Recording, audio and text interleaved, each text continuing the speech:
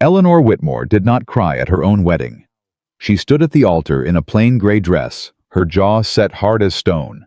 Her hands folded so tight her knuckles had gone white, not from nerves, but from the effort of not screaming. Every person in that church had already decided who she was. Ruined, fallen, disgraced. None of them asked how she got that bruise beneath her veil. None of them wanted to know. If this story moves you, subscribe to our channel and follow Eleanor's journey all the way to the end and drop a comment telling us what city you're watching from. I want to see just how far this story has traveled. The summer of 1816 arrived in Boston like a verdict. Hot, unforgiving, final. The stone church on Marlborough Street had stood for 60 years, and in all that time, it had hosted weddings that the town talked about for decades. Weddings with flowers, banked 3 rows deep along the pews, with music that spilled out onto the cobblestones, with fathers who wept openly, and mothers who pressed handkerchiefs to their mouths and smiled through the tears. This was not one of those weddings. The pews were filled, yes. The church was packed tighter than a Sunday sermon in January. But the people who sat in those carved wooden seats were not there to celebrate. They were there the way people gather at the edge of a cliff to watch something fall. Eleanor Whitmore walked through the church doors alone. Her dress was gray. Not the soft silver gray of morning light, but the flat, dull gray of ash.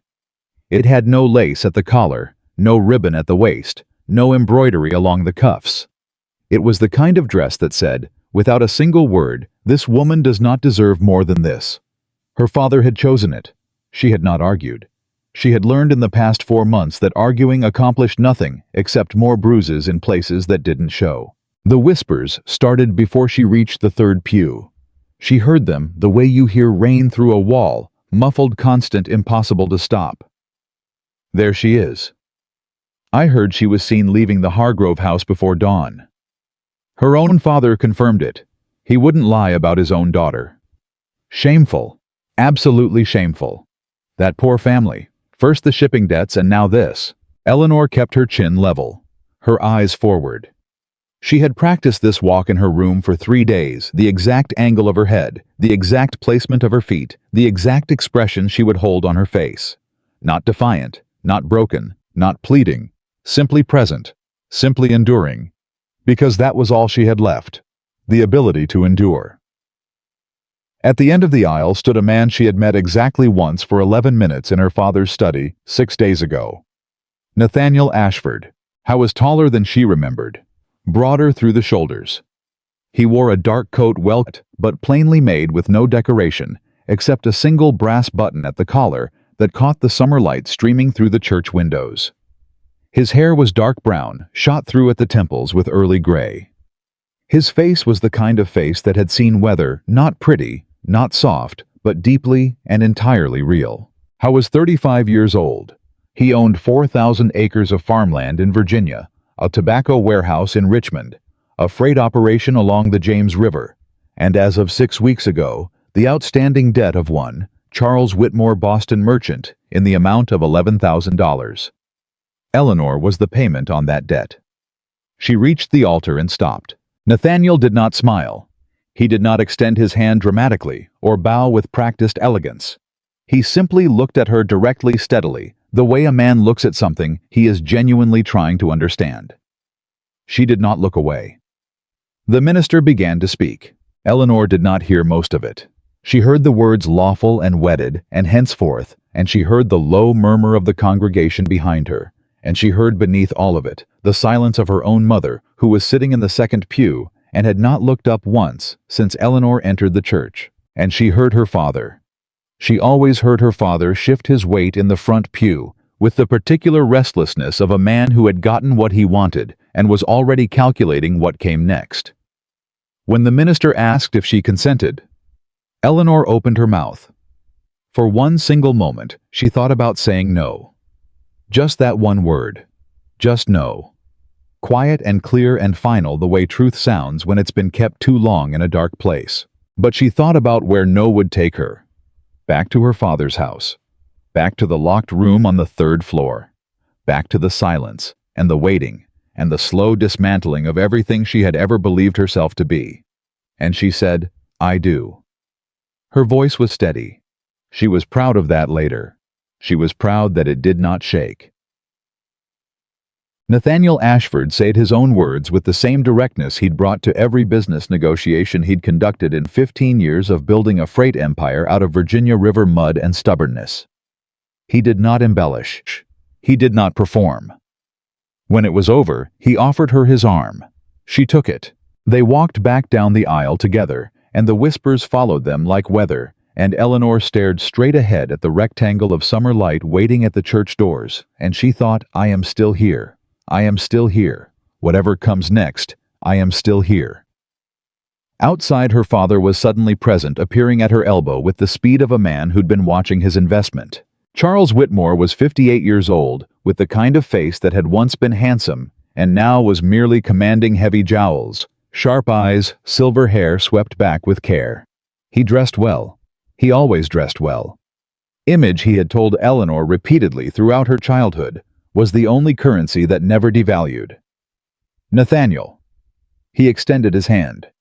Welcome to the family. Nathaniel shook it once. Brief. Functional. The property transfer documents, Nathaniel said. I'll need them before we leave Boston. Charles's smile did not flicker. Of course. I have them prepared. All of them, Nathaniel said.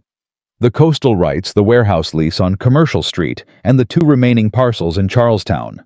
All of it as agreed. As agreed, Charles confirmed. Eleanor watched her father hand over the papers. She watched his hands steady, practiced, not a tremor, and she marveled, as she had marveled for months, at how completely he had made peace with what he'd done. He did not look like a man who had destroyed his eldest daughter. He looked like a man who had negotiated a favorable contract, which she supposed was exactly what he believed. Her mother appeared at Charles's side.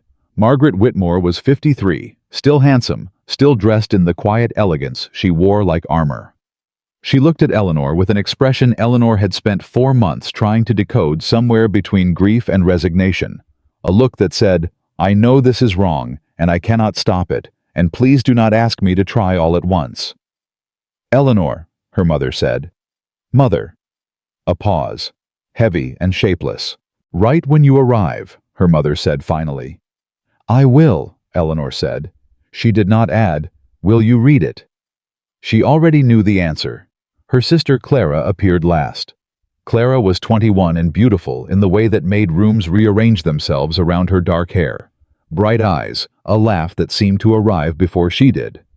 She was wearing yellow today, a cheerful, warm yellow that sat against her dark complexion like a small sun. She looked at Eleanor with an expression that was very carefully arranged to look like sorrow. I'm so sorry it came to this, Clara said. She reached out and touched Eleanor's arm just briefly. I truly am. Eleanor looked at her sister's hand on her arm. She thought about what she knew, what she had pieced together in the long, airless hours of her locked room, going back over every detail of the night that had ended her old life. The celebration at the Hargrove house. The wine she'd been poured before she realized it tasted wrong. The way she'd woken up hours later, in a room she didn't recognize, in a state she couldn't explain, with her dress in disarray, and her memory a clean white blank. And her father arriving somehow within 20 minutes, with witnesses. She thought about all of that. And she smiled at her sister. Small and clean and entirely opaque. Thank you, Clara, she said. I know. The carriage to Virginia was a private coach hired by Nathaniel with a driver named Samuel, who was older than the carriage and considerably more reliable. The interior was plain leather, well kept, with a wool blanket folded on the seat and a small window that let in the summer air. Eleanor sat across from Nathaniel. For the first hour, neither of them spoke. This was not uncomfortable, which surprised her. She had expected awkwardness, the particular excruciating silence of 2 strangers who have been legally bound to each other and have absolutely nothing to say. But Nathaniel's silence was not the silence of discomfort. It was the silence of a man who simply did not feel the need to fill empty air with noise. She found after a while that she appreciated it. She watched the city fall away outside the window, the brick buildings giving way to wooden ones, the cobblestones to packed dirt, the dense press of Boston streets opening gradually into the greener, wider quiet of the countryside. Summer was in full force out here. The fields along the road were thick and heavy with growth.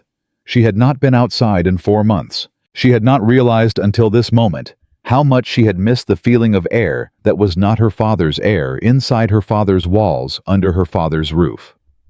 She closed her eyes briefly. When she opened them, Nathaniel was watching her, not with the look she'd been receiving for 4 months. The calculating look, the pitying look, the disgusted look, the careful look of people deciding what to make of her. He was watching her the way she had noticed him watching the property documents her father handed over, with the settled attention of someone who was genuinely trying to understand what he was looking at. "You don't have to perform for me," he said. She blinked. "I beg your pardon. Whatever expression you've been wearing all day," he said. "The particular blankness of it. You don't have to maintain that here." Eleanor was quiet for a moment. "It isn't performance," she said carefully. "It's management." "What's the difference?" "Performance is for an audience," she said. "Management is for survival." He considered this. His fingers rested loosely on his knee, and he tapped them once, a small, unconscious rhythm. "What are you managing right now?" he asked. She looked out the window. "Everything." He didn't push. She noticed that. He asked, and then he waited, and when she didn't give him more, he didn't reach for it. He simply let the question sit there between them, like something placed on a table available, unhurried with no expectation attached. "After another mile of road," he said. "There are 14 rooms in Ashford House. You may use any of them you choose except the study on the east side. That's where I work, and I work long hours, and I'd rather not navigate around each other in there. Otherwise, the house is yours to arrange as you see fit." Eleanor looked back at him. "The house is yours." "You live in it now," he said simply. "That makes it yours as well." She was quiet. "The household staff," he continued, "are 3. Mrs. Pratt, who manages the house and has done so for 11 years. Thomas, who handles the horses and the grounds. And a young woman named Abby, who does the kitchen and general work. They are all competent, and I expect them to be treated as such." "I've always treated servants well," Eleanor said, and there was a small edge to it, not anger, but a precision, a correction. "I know," he said. "I asked about you before this arrangement was finalized." She stared at him. "You investigated me." "I investigate everything I agree to invest in," he said. Not unkindly, simply as fact. Eleanor sat with that for a moment. "And what did your investigation conclude?" she asked. She kept her voice even. He tipped his head slightly. "That you are considerably more complicated than your father's version of events would suggest." The carriage hit a rut in the road and swayed, and Eleanor steadied herself with one hand against the seat, and in that small moment of movement, Nathaniel's eyes went to her hand, specifically to the inside of her wrist, where the sleeve of her gray dress had shifted slightly upward, and Eleanor saw him see it. The bruise. Old, now gone yellow at the edges, but still there. Still legible as a mark left by fingers gripped too hard. She pulled her sleeve down. Neither of them spoke. Then, Nathaniel said very quietly, "Did your father do that?" She looked at the window. "I fell." A long silence. "Miss Whitmore," he said, and she noticed he used Miss, not Mrs. Ashford, not yet, as if he understood something about names and the weight they carry. "I have been in business long enough to know the difference between a fall and a grip." She kept her eyes on the passing countryside. "I am not asking so I can intervene," he said. "I am asking because I would like to understand accurately what kind of man I have done business with." The careful phrasing of that "what kind of man," something in it reached past the careful blankness she'd been maintaining all day. She was quiet for a very long time. "He did not start it until after the scandal," she said finally. "Before that he simply ignored me, which was its own kind of cruelty, but not this kind. After when I told him what I remembered about that night, he was afraid. Frightened men do desperate things." She said it without tremor. She had practiced saying it in her head alone in her room until the words had lost their power to cut her. She had turned them into information. Nathaniel was quiet. "What do you remember?" he asked. "About that night." She turned to look at him directly. Why? Because I would like to know the truth, he said. Not your father's version, not the town's version, yours. She studied his face, the gray at his temples, the weathered lines of it, the steadiness behind his eyes, the specific contained steadiness of a man who had looked at difficult things before and had not looked away. Why does the truth matter to you? She asked. The arrangement has already been made. You have your land. You have your debt cleared. What difference does the truth of how I came to be in this carriage make to you? He looked at her for a long moment. I am not in the habit of building things on false foundations, he said. And you and I are going to build a life in proximity to one another for a considerable stretch of time. I would rather know what is true than manage an arrangement that rests on a lie. She heard the echo of her own word manage given back to her. She turned to the window again, watched a farmhouse slide past a woman hanging washing in the yard, children running in the grass beyond. And she began to talk. She told him about the evening of her sister Clara's engagement celebration at the Hargrove House, a large fashionable townhouse belonging to the family of the young politician Clara intended to marry. It had been a warm evening in early April, and the party had been crowded and bright, and Eleanor had attended because her father required it, because the Whitmore family's presence was important, because appearances were always important. She had accepted a glass of wine from a tray. She had drunk perhaps half of it before she noticed that the room was tilting. Not dramatically, not the sudden spinning of true drunkenness, but a slow, strange softening at the edges of things, a thickening of the air, a distance between her thoughts and her body that she had never experienced before. She had set down her glass. She had tried to find a chair. She had thought, I need air. And then there was a gap. A clean white total gap in her memory, the kind that cannot be reconstructed or inferred around. Gone. She woke in a room she did not recognize. Upstairs at the back of the Hargrove house, her dress was wrong, not torn, not damaged, but rearranged hastily, like something that had been put back, but not correctly. And before she could think, before she could orient herself, before she could do anything at all, the door had opened, and her father was there, with 3 men behind him. And the expression on his face was not fear or relief or parental anguish. It was something she had recognized only later, when she had time to turn it over and look at it clearly. It was satisfaction. The 3 men with him, she said. I knew 2 of them. A merchant named Aldrich who owed my father money. A minister from the South End congregation. The 3rd I had never seen before. And their account of what happened, Nathaniel asked. They said they had found me in that room with a man, a young man son of one of the Hargrove business partners. They said he had already fled. They said they had found me. She chose her words with precision, in a compromised state. And the young man, was he ever named publicly? His family left Boston within a week, Eleanor said. The story was that they had prior business in Philadelphia. No one pushed further. No one seemed interested in his account of the evening. Nathaniel was quiet.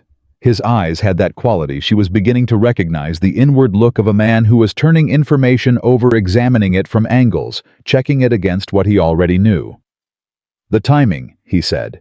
Your father arrived very quickly. Yes. With witnesses he had apparently assembled. Yes.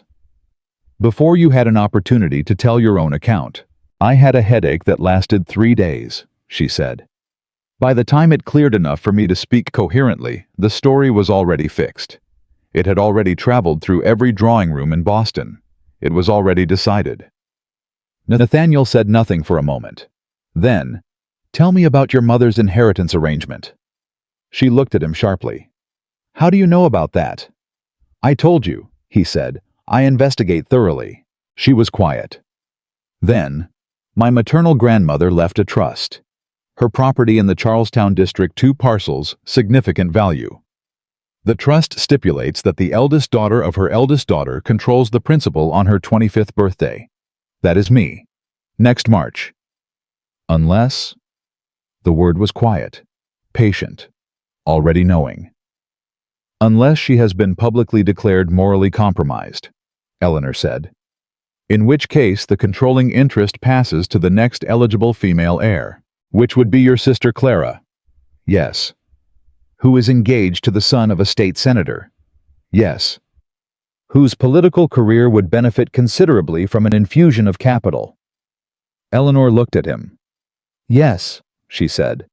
Considerably. The carriage rolled on through the summer afternoon. The road south stretched long and green before them, cutting through fields that shimmered in the heat. Eleanor had not spoken that much at once in 4 months. She felt the way she imagined a jar feels after you unscrew the lid, emptied of pressure lighter, but aware of the absence. Nathaniel had listened to all of it without interrupting. That she would remember later. That he had listened the way careful people listen, not nodding along to fill silence, not preparing his response while she was still speaking, but actually following her actually present the way she had not experienced from anyone in 4 months. When she finished, he was quiet for a long stretch of road. "I believe you," he said. 3 words. She had not known until he said them how much she had needed to hear them. The shock of it moved through her before she could stop it. Not tears. She was past tears. But a single involuntary tightening of her throat. A single moment where the careful blankness she had been managing all day threatened to come apart. She pressed her lips together. Held it. "That is—" She stopped. Tried again. "Thank you. I am not saying it to comfort you," he said. "I am saying it because it is what the evidence suggests." She almost laughed. It was such an entirely Nathaniel Ashford thing to say. She had known him for 11 minutes in her father's study, and 2 hours in this carriage, and she already understood that he communicated in exactly the currency he trusted: evidence, consistency, and fact. She found to her surprise that she respected it. "What will you do?" she asked. "With what I've told you?" Howe was quiet for a moment. "Nothing hasty," he said. "Hasty action in response to incomplete information is how men make costly mistakes. It is also how wrongdoing escapes consequence," she said carefully. He looked at her. Something shifted slightly in his expression, not quite a smile, but an acknowledgement, a recognition. "Yes," he said, "it is." Ashford House sat back from a wide dirt road in a valley of farmland that rolled gently south toward the James River. It was not a grand house. Eleanor had expected something grander from a man of his apparent resources, but it was a strong house, 2 stories of solid red brick with a wide front porch, deep-set windows, and a kitchen garden along the south wall that was clearly tended with serious attention. Inside the front gate, a row of old oak trees stood along the drive, their branches making a long, cool tunnel of shade. Mrs. Pratt was waiting on the porch. She was a compact woman of perhaps 60, with gray hair pulled back severely, and a face that had long since stopped wasting energy on unnecessary expression. She looked Eleanor over with the frank, unhurried assessment of a woman who had managed a household for 11 years and was not intimidated by the arrival of a new authority in it. "Mrs. Ashford," she said. "Welcome." "Thank you," Eleanor said. "Mrs. Pratt." A pause. The 2 women regarded each other. "Dinner is at 7, Mrs. Pratt said. "I'll have water brought up for a bath if you'd like one before then." "I would," Eleanor said. "Yes, thank you." Mrs. Pratt nodded. That was apparently sufficient. She turned and went back inside without further ceremony, and Eleanor found she appreciated that too, the absence of performance, the simple practical forward motion of a woman who had things to accomplish. Nathaniel showed Eleanor to the room he had prepared for her on the 2nd floor. It was a large light room with 2 windows that looked out over the kitchen garden and the fields beyond. There was a good bed, a writing desk, a chest of drawers, a small fireplace. There was a lock on the door. She noticed it immediately. She noticed it the way you notice something you have stopped hoping for, Nathaniel said from the doorway. "The key is on the desk. I have the only other copy. I'll give it to you if you want it, or I can destroy mine." She looked at him. "I want both," she said. Not a question. A statement. He reached into his coat pocket. He held out a key on a plain iron ring, the match to the one on the desk. She took it. He said, "I'll leave you to settle in. Dinner, as Mrs. Pratt says, is at 7. He turned to go. "Mr. Ashford." He stopped, turned back. She was holding both keys now, one in each hand. "Why are you doing this?" she asked. "The keys, the room, the consideration. You cleared a debt. You received land. That is the end of what you were owed. None of this is required." He looked at her for a moment, steady, unhurried. "I have been in Virginia long enough to know," he said, "that what is required and what is right are not always the same calculation." He tipped his head slightly. 7 o'clock. And he left. Eleanor stood in the middle of the room she had been given. She looked at the two keys in her hands. She looked at the door with its lock. She looked at the window with its view of the kitchen garden and the long open fields and the summer sky above them, the same sky she had not stood under freely for 4 months. She walked to the window. She pressed one hand flat against the glass. And for the first time in a very long time, Eleanor Whitmore allowed herself to take a breath that was not managed, not controlled, not performed. Just a breath. Just air. Just here. Outside, the Virginia summer afternoon stretched long and golden and patient in every direction. Waiting the way, all good things wait for the person ready to step into it. But Eleanor understood, even in that first quiet hour, that stepping into something new required knowing exactly what you were stepping out of. And she had not yet finished that accounting. She put one key in her pocket. She put the other in the lock on the inside of the door. And she turned it. Click. The sound was small, ordinary, almost nothing. It was the first thing that had felt like freedom in 4 months.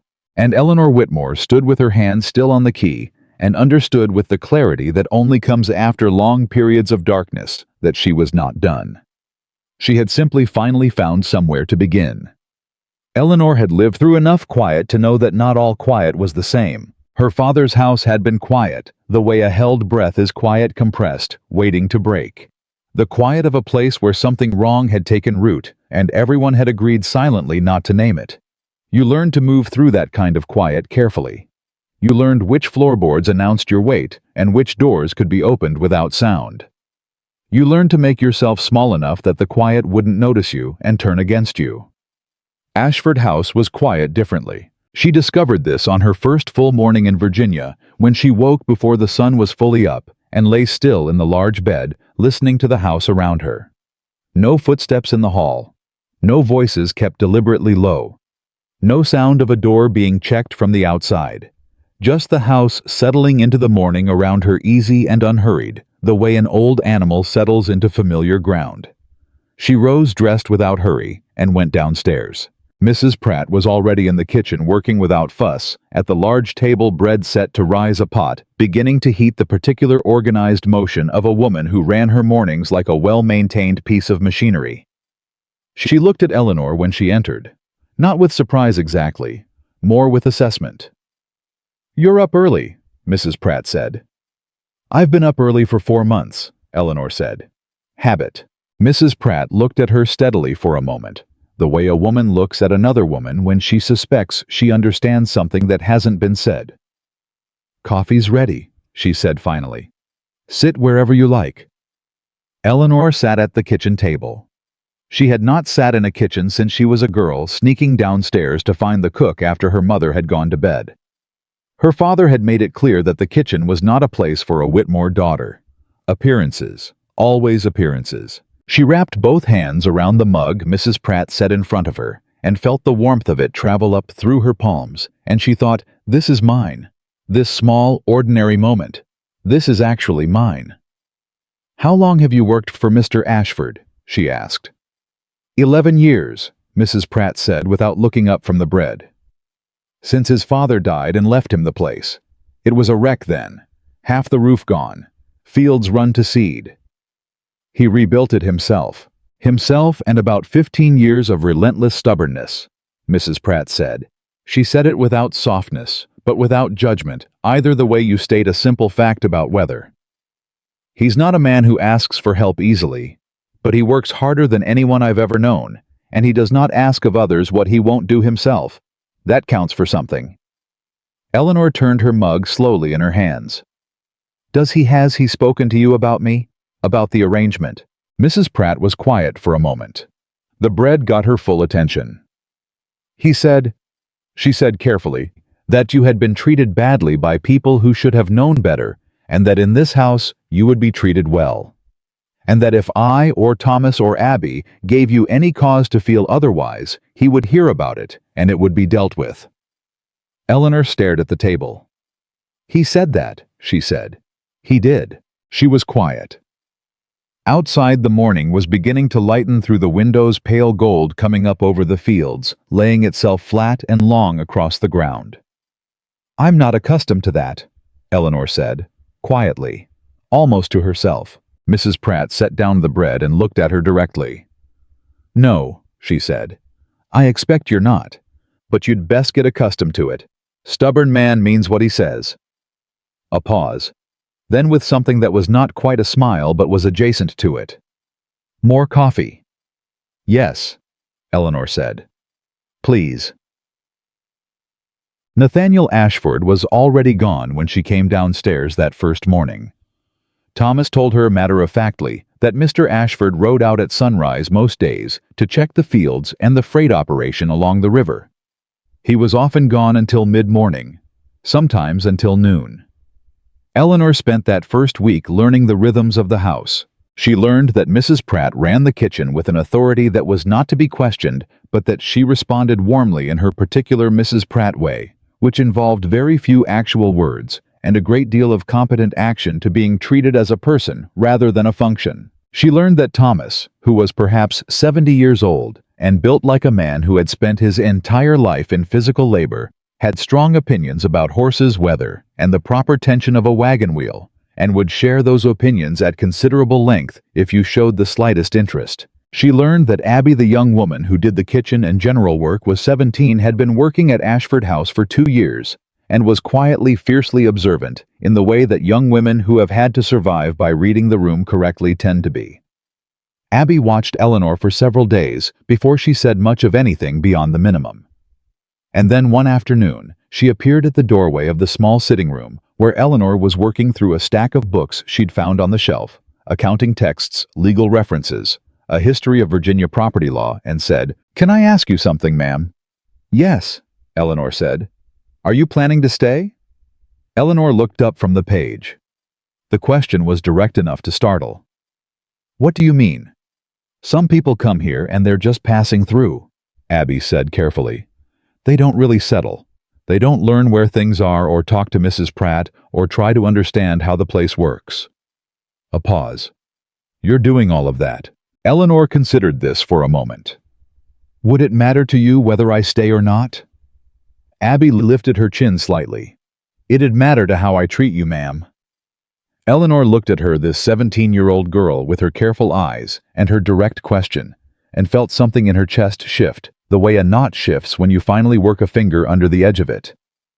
"Then yes," Eleanor said. "I am planning to stay." Abby nodded once satisfied.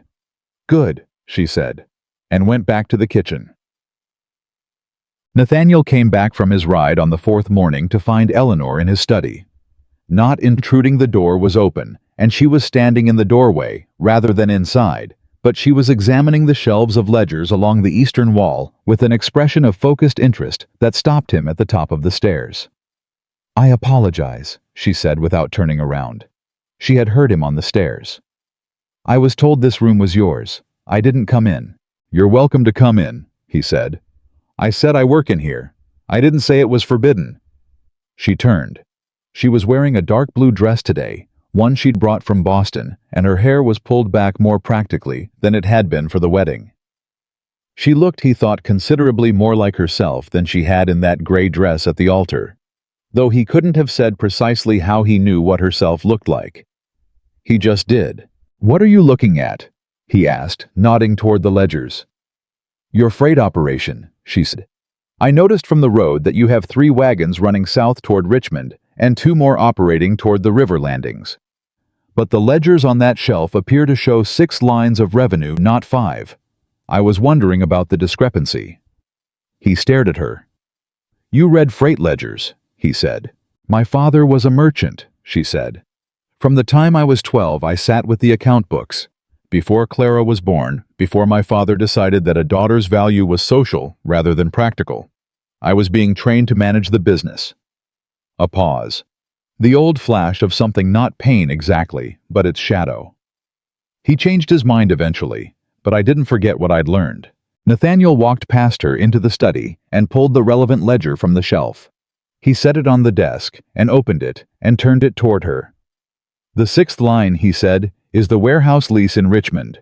It generates income, but also a rental obligation. I separate it because the net is different from the gross, and I've found that merchants who conflate those two figures make consistently poor decisions." Eleanor looked at this page. Her eyes moved across the columns with the quick, practiced efficiency of someone who had done this before. "Your net margin on the Richmond line is narrower than the others," she said. "The lease rate was fixed 6 years ago," he said. "The market has moved. Can you renegotiate?" "Not until next year. The term runs until August 1817. She nodded slowly, still reading. "And this figure here, what is this?" He leaned over the desk to look. She was pointing at a line in the middle column, a figure that appeared quarterly marked simply with an initial. He straightened up. His expression did not change, but something in it settled into a kind of deliberate neutrality. "That is a debt payment," he said. "A personal one, unrelated to the freight operation." She looked up at him. She did not press. She understood better than most what it felt like to have private ledgers that you were not ready to open. "The freight accounts are well kept," she said, and moved away from the desk. "I didn't mean to pry." "You weren't prying," he said. "You were reading." He paused. "There's a difference." She almost smiled. He saw it, that near smile just at the corner of her mouth before she had time to manage it away. "Yes," she said.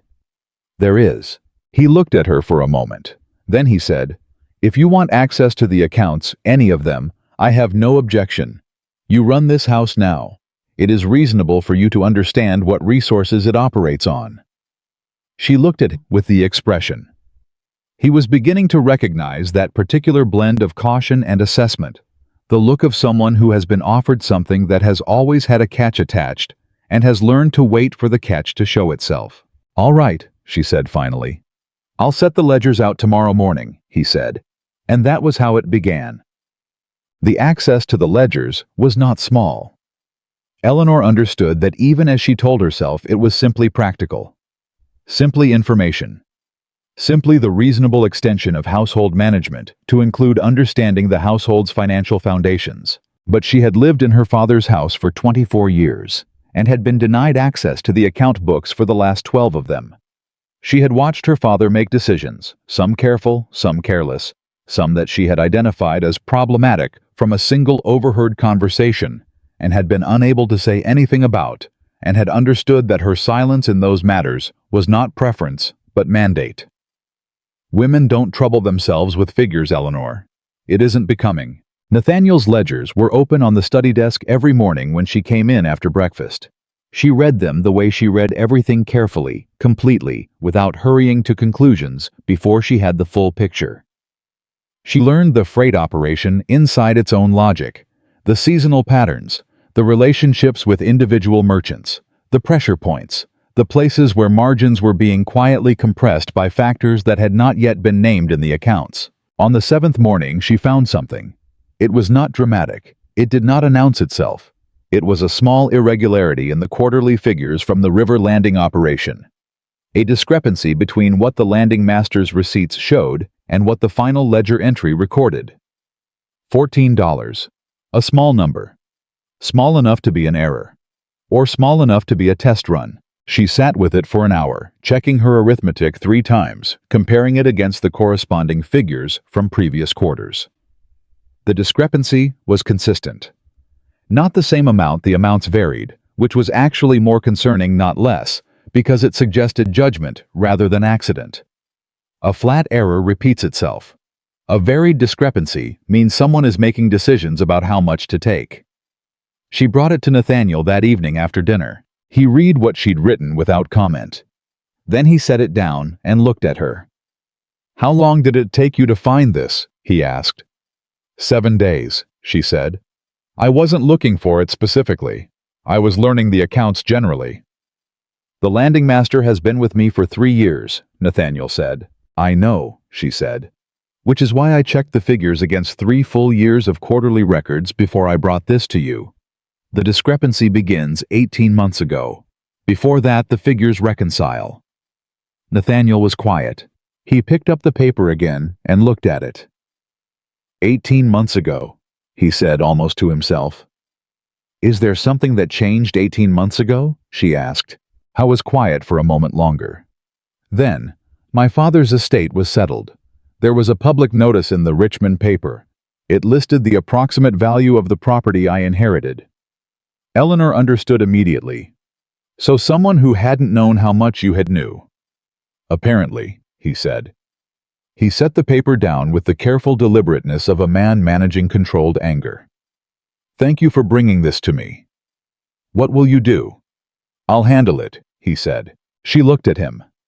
Quietly. The word sat between them with particular weight because they both understood its implication. Quietly, meaning without legal proceeding, without public exposure, without the formal machinery of accountability. For now, he said, until I have the full picture. She nodded slowly. She understood the strategy even as some part of her bristled at it, the patience required to wait when action felt more satisfying. She had been forced to be patient for 4 months while the wrong story about her circulated through Boston, unchallenged. She understood that patience was not the same as acceptance. All right, she said. He looked at her. You disagree. I understand the reasoning, she said carefully. That's not what I asked. She met his eyes. I think that people who believe their quiet theft is going unnoticed become bolder over time. $14.25 becomes $40. I think the longer the silence, the more it costs. He was quiet for a moment. Noted, he said. And she heard in that word not dismissal, but genuine receipt of what she'd said. He was filing it. He would think about it. He would factor it in. It was such a small thing. Being heard. And yet she felt it the same way she'd felt the lock click on her bedroom door. Like oxygen. 3 weeks into her time at Ashford House, a letter arrived from Boston. It was from her mother. Eleanor sat with it for 20 minutes before she opened it, turning it over in her hands, feeling the weight of it. Her mother had never been a woman of great courage. She had been a woman of great endurance, 2 different things, and Eleanor had spent most of her adult life understanding the distinction between them. Endurance was surviving what you could not change. Courage was trying to change it. The letter was short. 3 paragraphs in her mother's careful slanted hand. The first paragraph asked about Eleanor's health and the conditions of her new home in the formal surface language of a woman who had spent decades communicating in public code, even in private letters. The second paragraph contained the information that Clara's engagement celebration had been scheduled for the end of September, a formal party. The whole of Boston society invited a chance to display the Whitmore family's restored standing, now that the unfortunate business with Eleanor was behind them. The third paragraph said, "Your sister asks after you." Eleanor read the letter twice. Then she folded it and held it in her lap and looked out the window for a long time. Clara asks after you. She thought about Clara's hand on her arm at the wedding. I'm so sorry it came to this. The careful arrangement of sorrow on a face that Eleanor now understood had felt none. She thought about the wine that had tasted wrong, the clean white gap in her memory. Her father arriving so fast, so perfectly timed with witnesses already assembled. Clara's engagement celebration. Clara, who wanted to marry the son of a state senator. Clara, who needed Eleanor disgraced before Eleanor's 25th birthday to access the trust. She thought about the young man, the Hargrove business partner's son, who had left Boston within a week.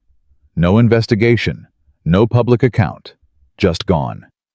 And she thought about the fact that someone had to have told him what to do and when to leave. She was still sitting at the window with the letter in her lap when Nathaniel appeared in the doorway of the sitting room. He stopped when he saw her face. "What's happened?" he asked. She looked up. She held out the letter. He came and took it. He read it. His face was still as he read, the way his face tended to be when he was processing something significant. Very contained, very controlled. The thoughts happening somewhere behind his eyes where they didn't show. He lowered the letter. Clara's engagement celebration, he said. End of September, Eleanor said. 6 weeks. He handed the letter back. Are you thinking about going? He asked. She looked at him steadily. I'm thinking about a great many things. He sat down across from her. Not close, he maintained she had noticed a careful physical consideration of her space, never crowding her, always leaving her room to move but present, settled. Tell me, he said. And something shifted in Eleanor Whitmore at that moment. Not dramatically, not with any visible sign that another person in the room could have pointed to and named. But something that had been held rigid in her for 4 months, some last locked-down piece of survival posture eased just slightly, because the man across from her had said, "Tell me," and meant it. Because he had listened before and done something useful with what he heard. Because for the first time in a very long time, she was sitting across from someone who wanted the truth more than he wanted the comfortable version. The young man who was supposed to have been found with me, she said. He left Boston within the week. His family went to Philadelphia. Nobody questioned it. No, Nathaniel said. Nobody did. Somebody had to have managed that, Eleanor said. His departure was too fast, too clean. He was either paid or frightened into silence. Or both, Nathaniel said. Both, she agreed. My father has the resources for both. But, she stopped, pressed her lips together, looked at the letter in her hands. But, he said, my father doesn't manage details, she said slowly. He sets direction and lets others execute. He always has. The business ran that way. The household ran that way. She looked up. Someone managed those details. The timing, the witnesses, the young man's departure. Someone who knew all the moving pieces. Nathaniel was very still. You think it was Clara, he said. Not a question. He had already seen where she was going. I think Clara needed me gone, Eleanor said. I think my father needed his debts cleared and a scandal buried. I think they found a way to give each other what they needed, and I was the instrument of it. She paused. And I think the young man from the Hargrove party knows exactly what happened, because somebody promised him something to be in that room, and somebody else made it worth his while to disappear. Nathaniel was quiet for a moment. Then he said, If you're right, there's a person in Philadelphia who could confirm it. Yes, she said. Finding him would require resources and connections I have in Virginia, he said. Not in Philadelphia. But you know people, she said. People who know people. He looked at her for a moment. You've been thinking about this for some time.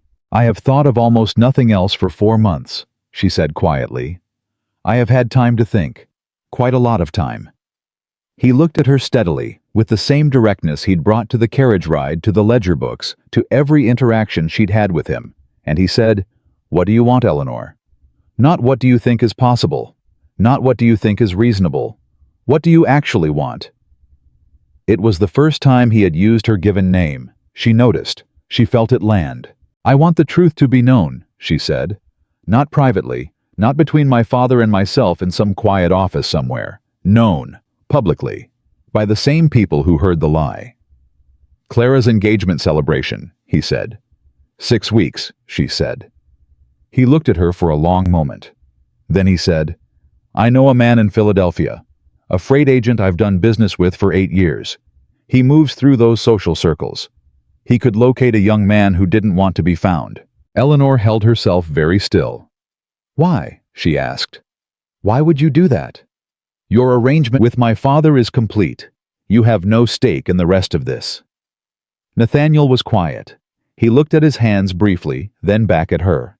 When I was 22 years old, he said, my business partner falsified the accounts of our joint freight venture. He made it appear that I had taken money I hadn't taken. The case went to a commercial court in Richmond. I lost. I paid for a wrong I did not commit. He paused. It took me 7 years to rebuild what I lost. Not the money I could replace. The reputation, the standing, the ability to walk into a room and have men take my word as worth something. Another pause. I know what it costs to have your truth taken from you by someone who was supposed to be on your side. Eleanor stared at him. The room was very quiet. I have the stake anyone has, he said finally, when they find themselves sitting across from an injustice they could do something about.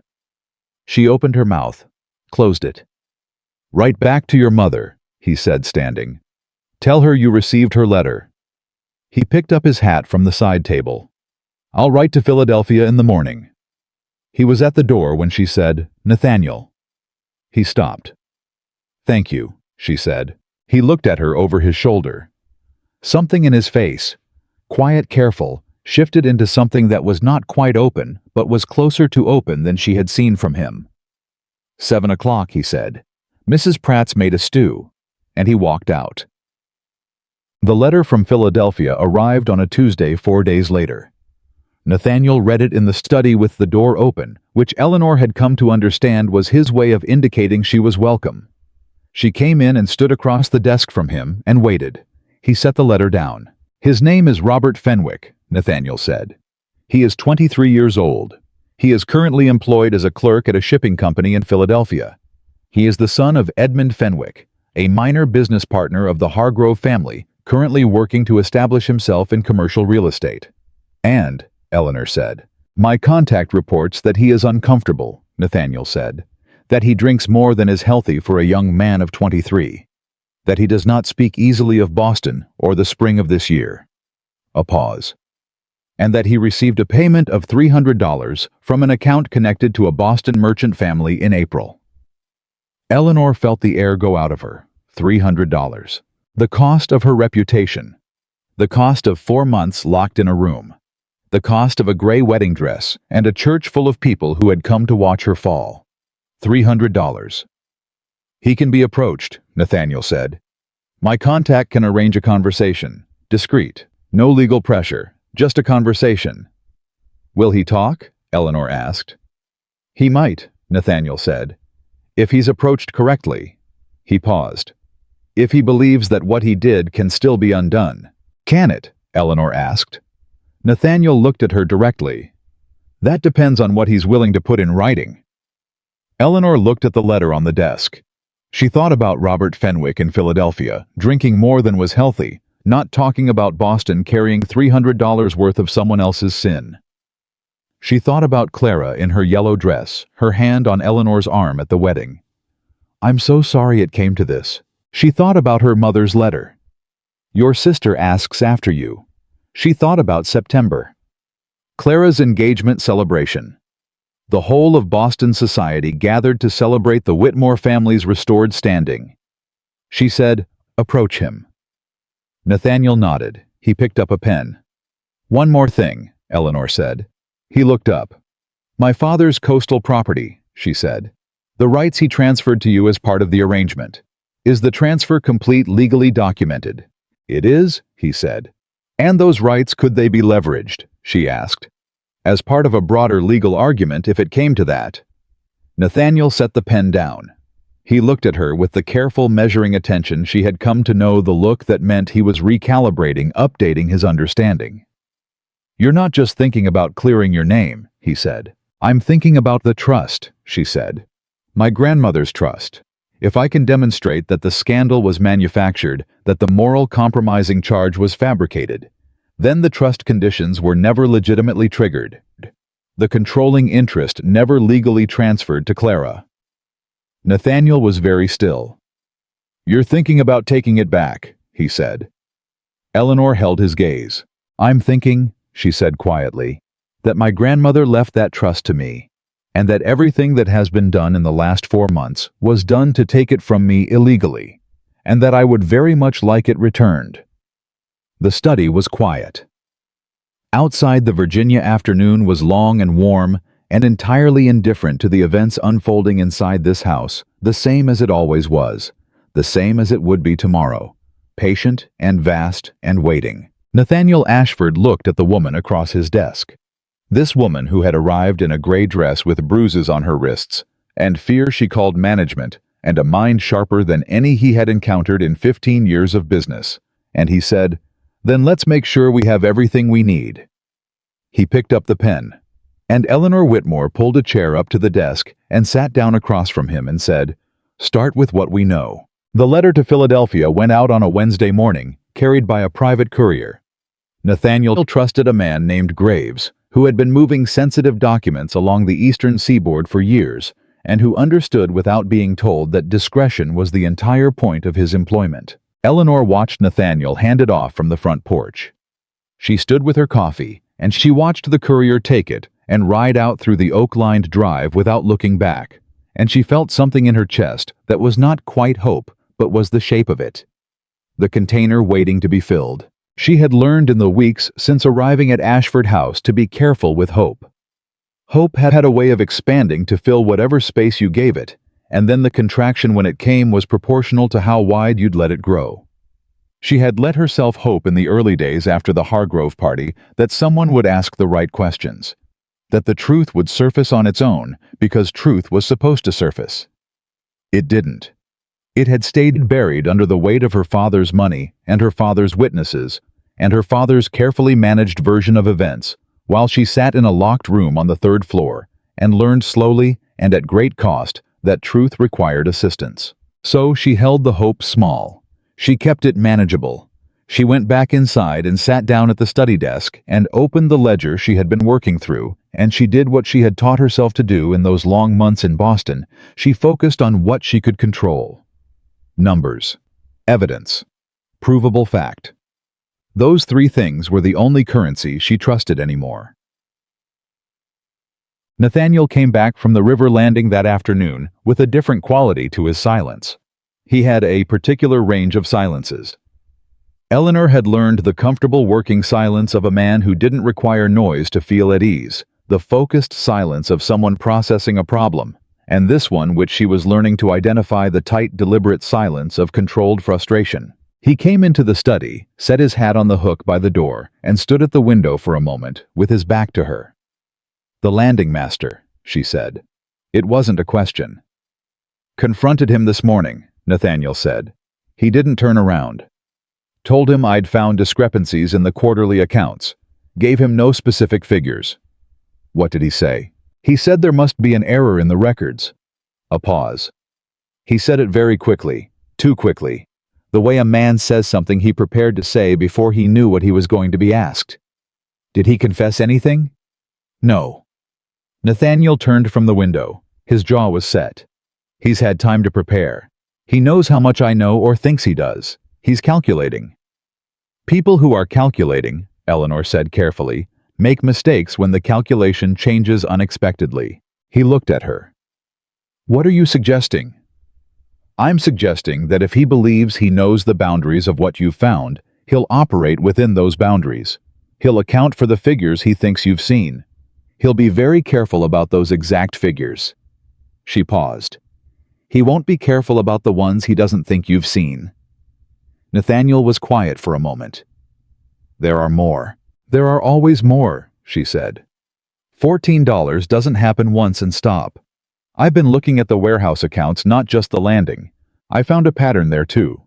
Different method, not a rounding discrepancy, but an inflated supply expense, consistent quarterly beginning at the same time as the landing figures. She turned the ledger around on the desk so he could read it. He came to the desk and looked at the page. His eyes moved across the figures with the speed of a man who knew his own accounts well enough to spot what didn't belong. "That's $340 over 18 months, he said. 362, she said. "I rechecked this morning." He straightened up. He looked at her with an expression she hadn't seen from him before, not quite surprise because she suspected Nathaniel Ashford experienced surprise less than most people, but something in the territory of genuine recalibration. "You found this morning," he said. "I've been tracking it for 4 days, she said. "I wanted to be certain before I brought it to you." He was quiet. "The landing master," Eleanor said. "Does he have a relationship with your warehouse manager?" A pause. Nathaniel's expression shifted the inward look, the inventory. "They play cards together, Thursday evenings, have for years." Eleanor said nothing. She simply held his gaze and waited for him to arrive at the same place she'd arrived at 4 days ago. He got there. "It's coordinated," he said. Flat, quiet. the tone of a man who is genuinely angry and is choosing not to perform it. The two of them. One takes from the landing, one takes from the warehouse, and the variation between quarters means neither line looks dramatic on its own. It would only show clearly, Eleanor said, if you looked at both sets of accounts simultaneously and compared them against a single timeline, which nobody would normally do, he said, because the two operations are managed as separate lines. Yes, she said. He sat down. He pressed both hands flat on the desk and looked at the ledger, and Eleanor watched the anger move through him, through his jaw, through his shoulders, through the deliberate evenness of his breathing, and settle into something harder and colder and more useful than simple fury. "How do you want to handle it?" she asked. The question clearly surprised him. He looked up. "I'm asking," she said, "because you know these men. You know the relationships, the histories. You know what kind of pressure produces truth and what kind produces better prepared lies. I don't. So I'm asking." He looked at her for a long moment. "I want documentation of everything you found," he said. "Figures, dates, corresponding receipts. I want it written out so clearly that a man with no knowledge of my accounts could follow it from beginning to end and arrive at the same conclusion." "I can have that by Thursday morning," she said. "Good." He stood. "I'll arrange separate conversations with both of them. Not together. Never together. I'll tell each of them that the other has already spoken." He paused. "They probably won't have, but the uncertainty will do more work than any direct accusation." Eleanor nodded slowly. "And after, he said, they'll either confess and repay, or I'll take it to a commercial judge in Richmond. Either way it ends." "Will you warn them first?" she asked. "Give them a chance to—" "No," he said. The word was quiet and total. "I gave them 3 years of fair wages and honest employment. That was their chance." She looked at him. "You're harder than you appear," she said. He met her eyes. "People generally mistake being quiet for being soft," he said. "The two aren't the same." She understood that. She understood it the way you understand something that is also true of yourself. The documentation took her 2 full days. She worked at the study desk from before sunrise until the light failed in the evenings with coffee from Mrs. Pratt, and the occasional appearance of Abby setting food at the corner of the desk, without comment, understanding without being told that this was not the time for interruption. What she produced was 16 pages of clear sequential accounting figures, cross-referenced against dates, receipts, compared against ledger entries, the pattern of coordinated theft, laid out so methodically that it read less like an accusation and more like a mathematical proof. When she handed it to Nathaniel on Thursday morning, he read through all 16 pages without stopping. She sat across from him and watched his face and did not try to read it. When he finished, he set it down and was quiet for a moment. "My father would have paid someone $50 to do this," he said, "and they wouldn't have done it this well." She felt something warm move through her, not pride exactly, but the particular satisfaction of being recognized for work you knew was good. "Your father wasn't paying attention to the right things," she said. He almost smiled. She was learning to recognize the near smile, the subtle tightening at the corner of his mouth that was as close as he usually got. "No," he said. He wasn't. He picked up the document again and tapped the edge of it once against the desk, straightening the pages. "I'll meet with the landing master this afternoon. The warehouse manager tomorrow. Let me know what happens," she said. He looked at her. "You want to be there?" "I want to know the outcome," she said. "I don't need to be present. These are your men, your operation.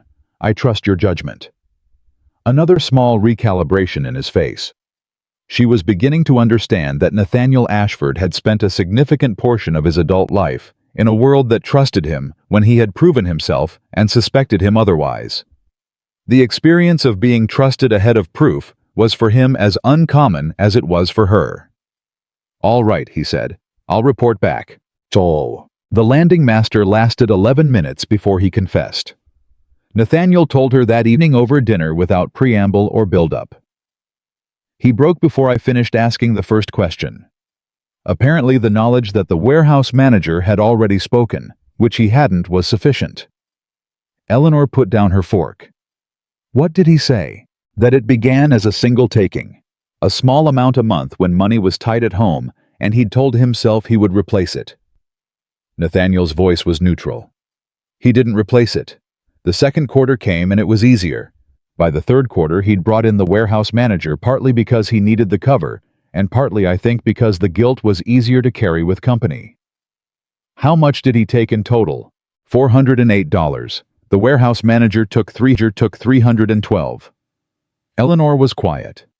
$720 taken in careful, coordinated increments over a year and a half from a man who had given them both honest employment and fair wages. What happens to them? She asked. They will both repay the full amount over the next 18 months, Nathaniel said, from wages, at the end of which they will leave my employment without reference. He paused. If either of them fails to meet the repayment schedule, the documentation goes to a judge. That's more generous than I would have been, she said. He looked at her. Both of them have families, he said. Children. Repayment addresses what was taken. Destroying a man's ability to earn doesn't help anyone. She considered that.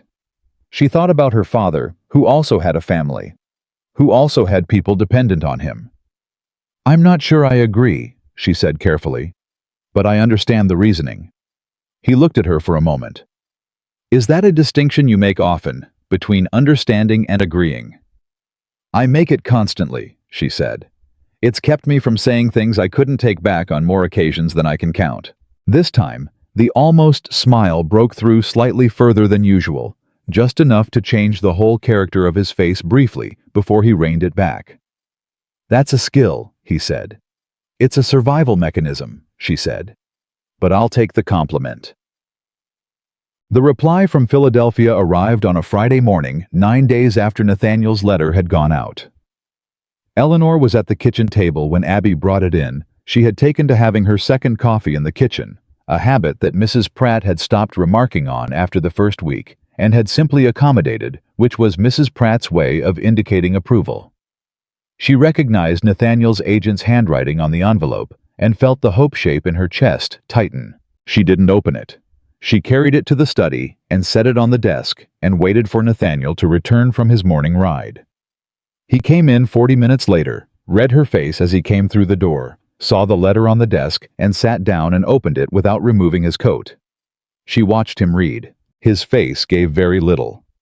But his hand, she noticed, pressed flat against the desk about halfway through the page, the unconscious gesture of a man grounding himself against something significant.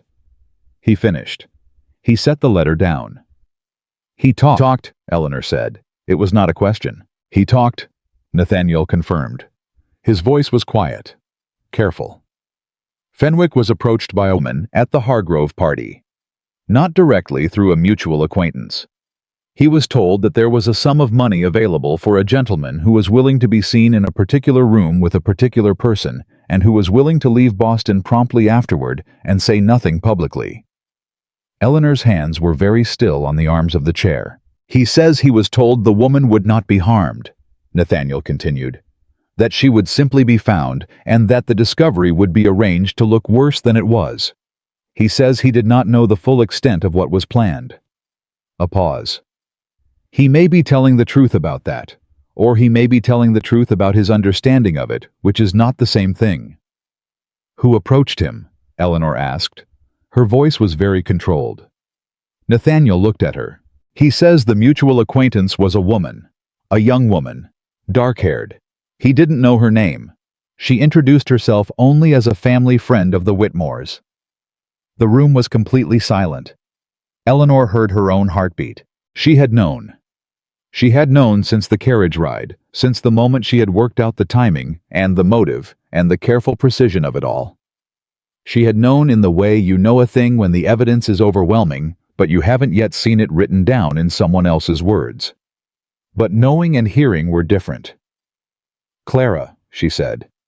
He didn't name her, Nathaniel said. He described her. It was Clara. She said it without anger, without tears, in the flat, exhausted tone of absolute certainty. She arranged the contact. My father provided the money and the witnesses. Clara provided the architecture of it. The room, the timing, the arrangement for Fenwick to be there and gone. She stopped, breathed. She knew the inheritance provisions better than I did. She would have been the one to identify the specific language morally compromised and design something that triggered it precisely. Nathaniel said nothing. He let her speak. She was 20 years old when she planned it, Eleanor said. 20 years old. Will Fenwick put it in writing? Eleanor asked. My contact asked him directly, Nathaniel said. He said he would consider it if certain conditions were met. What conditions? That he not be named publicly. That any legal proceeding focus on the parties who paid him rather than on his own role. A pause. And that someone of legal standing, not just a freight agent in Philadelphia, assure him in writing that his cooperation would be considered in any subsequent proceeding. Eleanor was quiet for a moment. Can you provide that? I know a federal magistrate in Richmond, Nathaniel said. He owes me a professional courtesy. I can approach him about the question of legal standing. How long would that take? 2 weeks, perhaps 3. She did the calculation. Clara's engagement celebration was 5 weeks away. That leaves us 2 weeks to prepare, she said. Yes. And we'd need Fenwick's written statement before we could do anything with it legally. Yes, which means everything depends on whether a 23-year-old man in Philadelphia decides that his conscience is worth more than his comfort. Yes, Nathaniel said. That is exactly what it means. Eleanor looked at the letter on their desk. At Fenwick's account of a dark-haired woman who had approached him at a party and handed him the architecture of someone else's destruction for $300. He's uncomfortable, she said. She was thinking out loud now, working it through. Your contact said he drinks. He doesn't talk about Boston. He's carrying this. He is, Nathaniel agreed. Then he wants to put it down, she said. He just needs someone to tell him that putting it down won't crush him. That is what the legal assurance is for, Nathaniel said. Will the magistrate provide it? Nathaniel was quiet for a moment. I don't know, he said. And she appreciated, as she always appreciated, that he did not give her false confidence when he had none to give.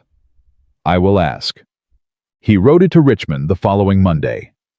He was gone for 2 days, which was long enough for Eleanor to finish 3 more months of back accounts, teach Abby to read a basic ledger column, and have a conversation with Mrs. Pratt that she had not been expecting.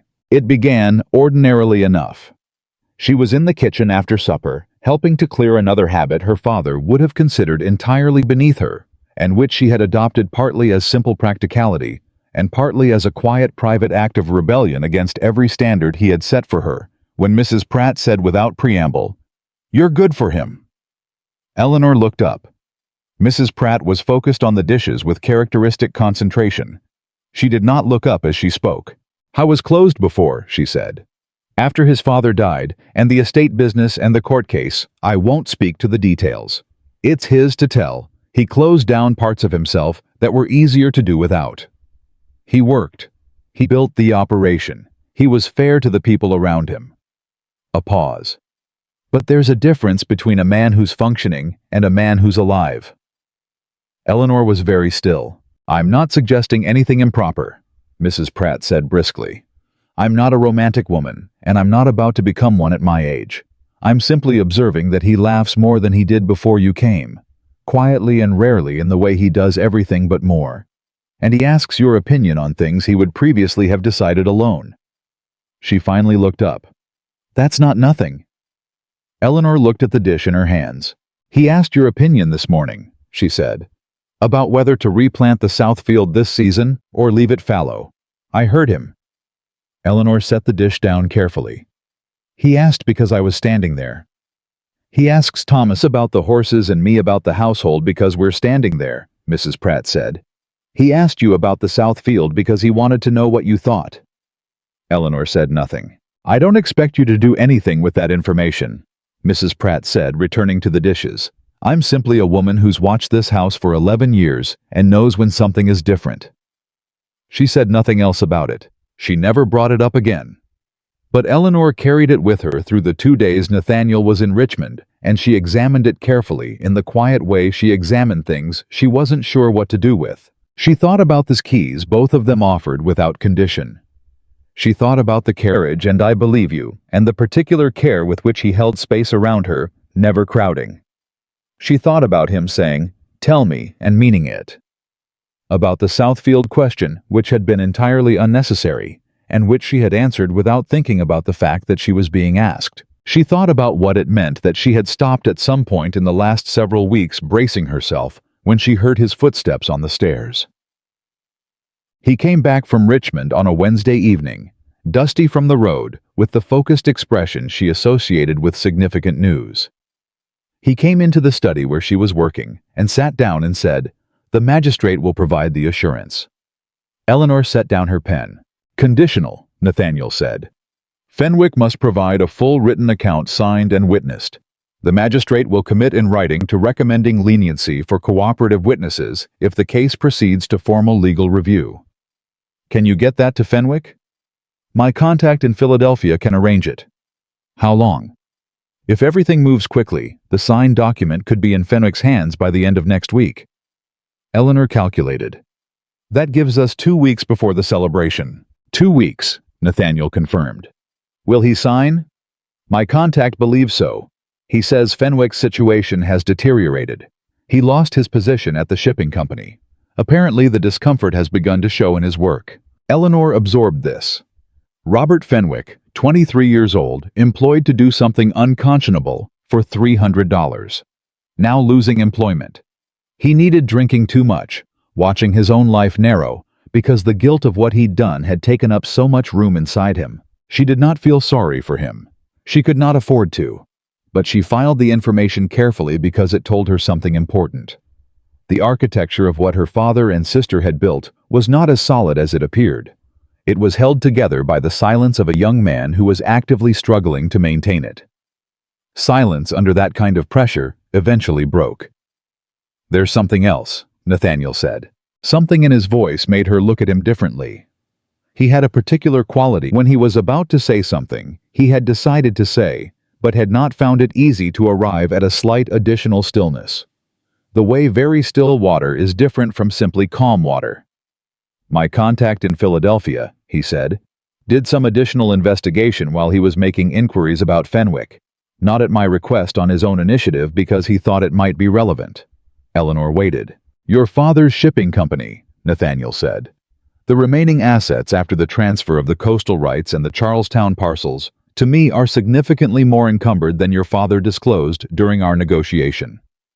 She stared at him. "He withheld information about additional creditors," Nathaniel said.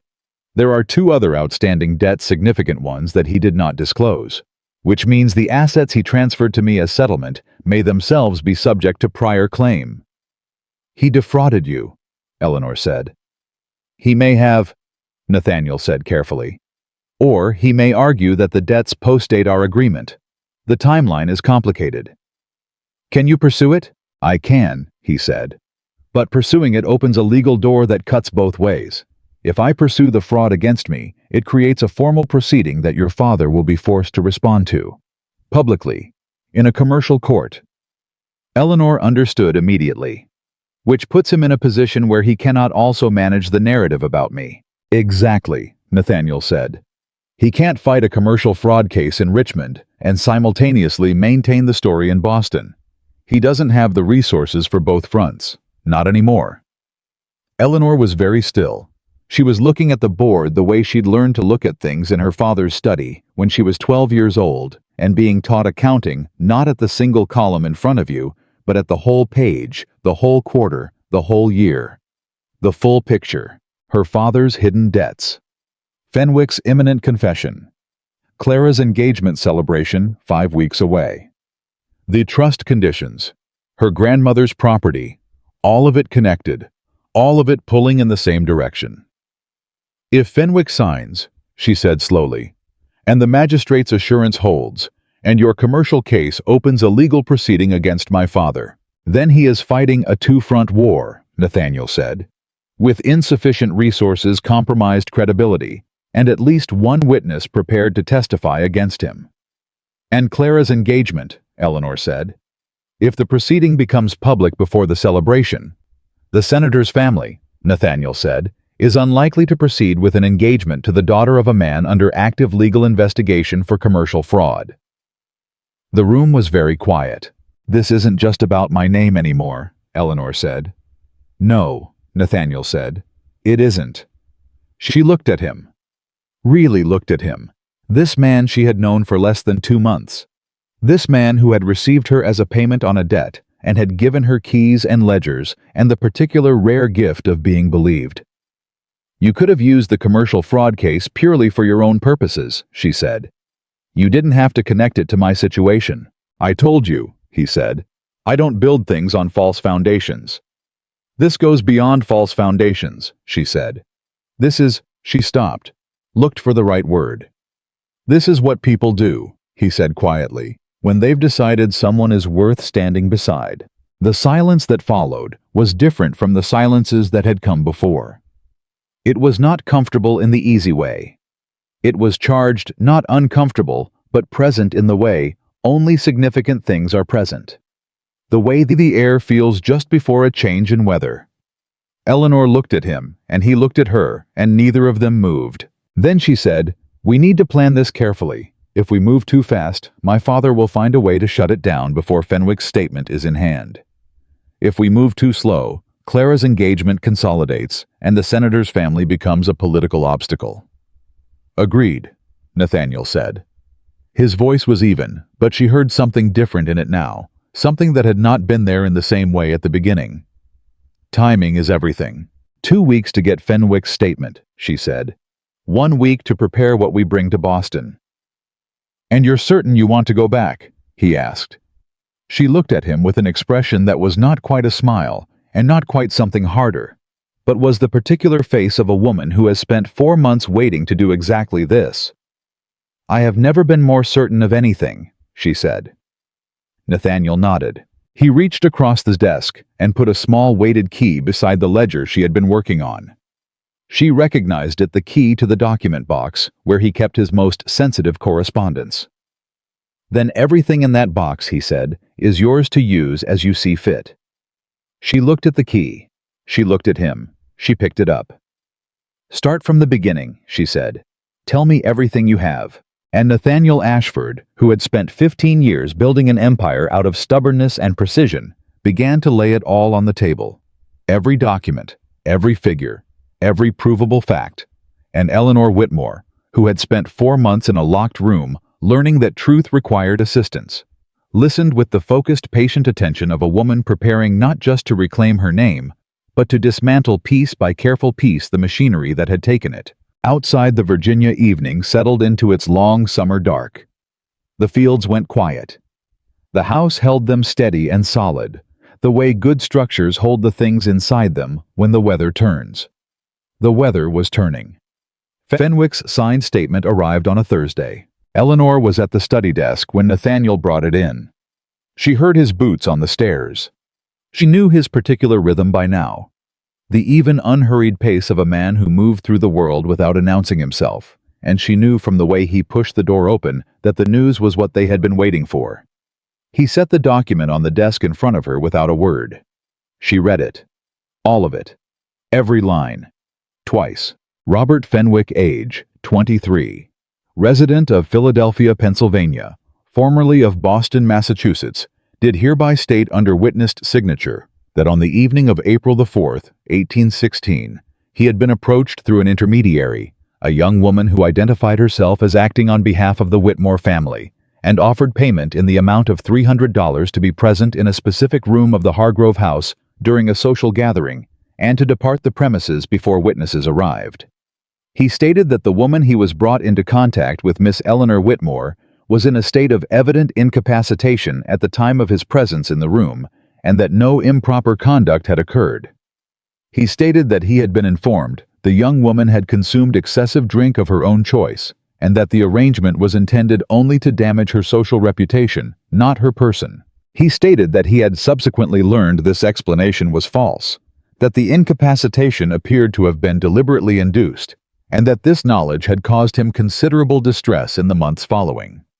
He stated that he was providing this account voluntarily and in full in exchange for the written assurance of Magistrate Gerald Harmon of Richmond, Virginia, that his cooperation would be considered favorably in any subsequent legal proceeding. He had signed it in a hand that pressed harder than necessary into the page, the signature of a man who had been waiting to put something down and was pressing the full weight of it into the act.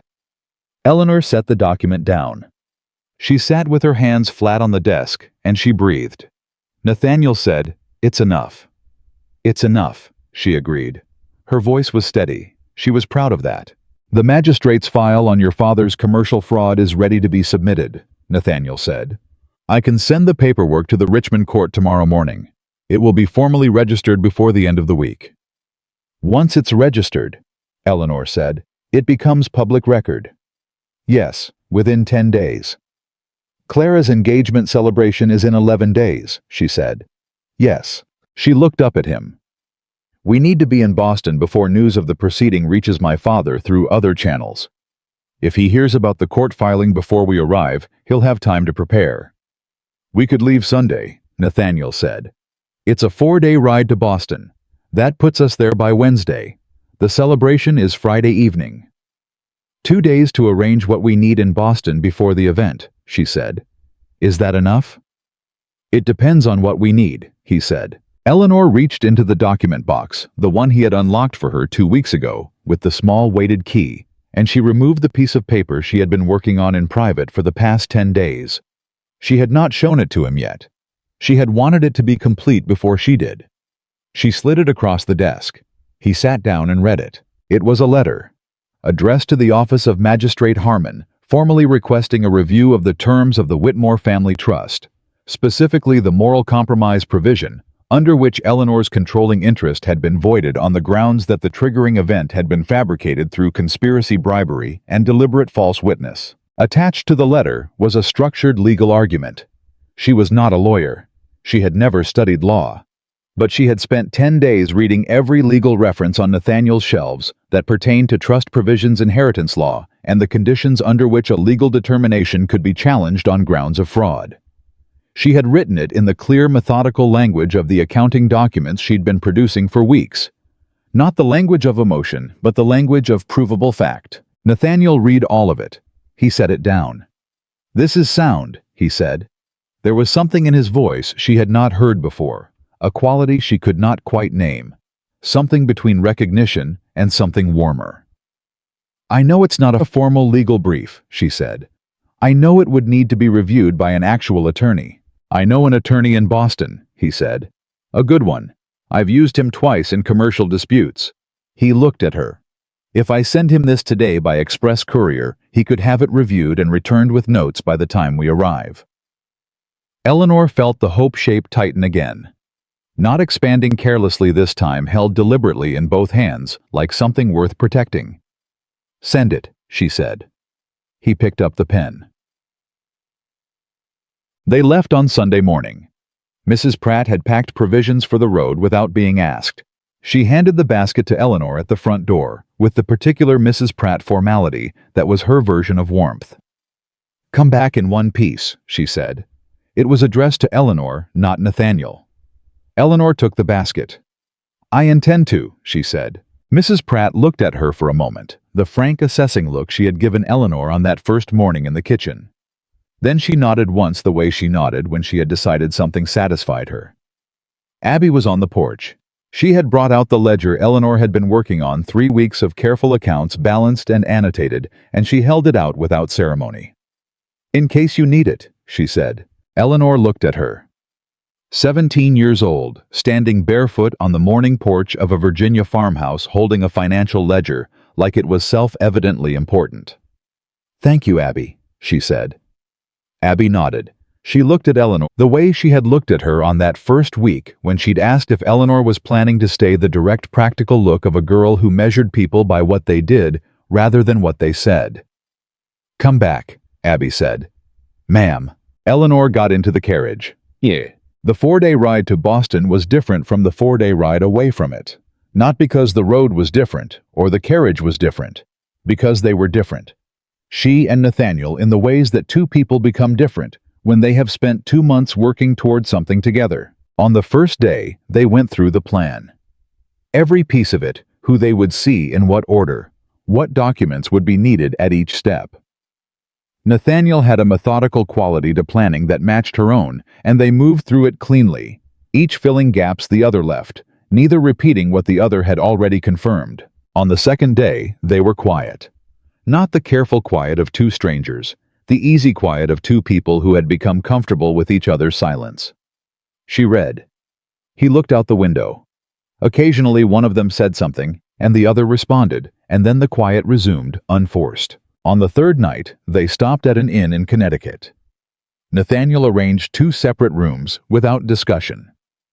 At dinner in the inn's public room, she noticed 2 men at the adjacent table looking at her specifically, with the particular evaluating look that she recognized, the one that measured women against their reputations. She had spent 4 months flinching from that look. She did not flinch now. She held the nearest man's gaze until he looked away. Nathaniel noticed. He said nothing. But she saw in her peripheral vision the slight angle of his jaw, not quite a smile, but the motion preceding one. On the 4th morning, as Boston appeared through the carriage window, the harbor, the brick buildings, the familiar dense press of the city she had not seen since her wedding day, she felt her hands tighten in her lap. Not from fear. From readiness.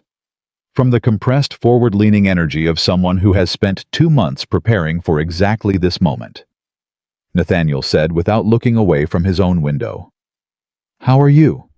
"Ready," she said. "Reckon so," he said quietly.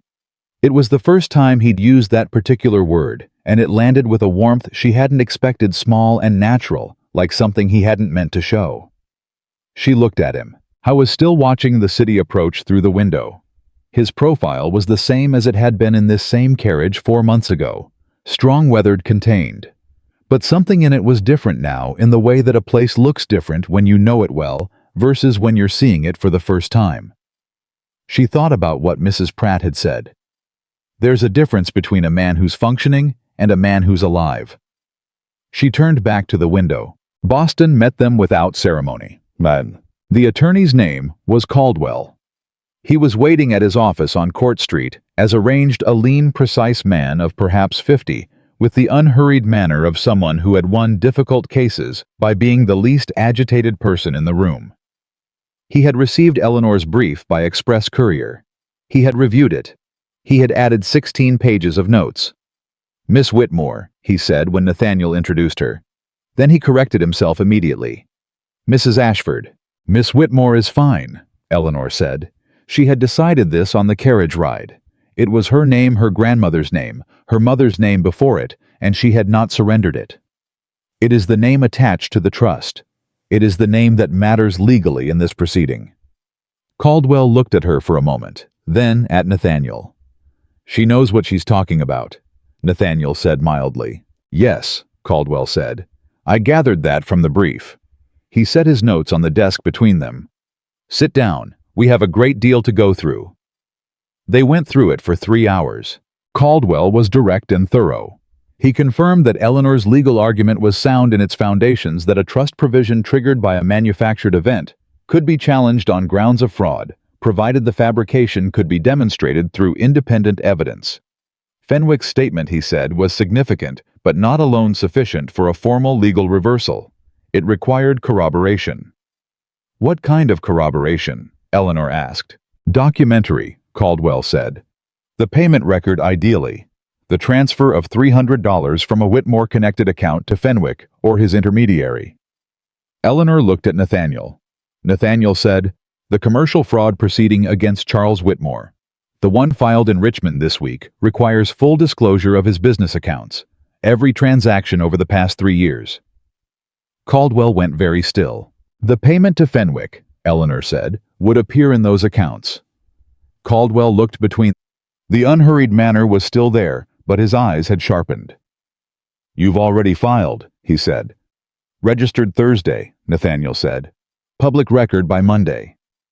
Caldwell was quiet for a moment. He picked up his pen. He put it down. He picked it up again. "That," he said carefully, "changes the calculus considerably." "I thought it might," Eleanor said. If the payment appears in the disclosed accounts, Caldwell said, it corroborates Fenwick's statement. Together, the two create a prima facie case of fraud sufficient to petition for a formal review of the trust determination. He paused. It would take time. A full reversal could be months away. I understand that, Eleanor said. What I need is for the petition to be filed before Friday evening. Caldwell looked at her. Why Friday?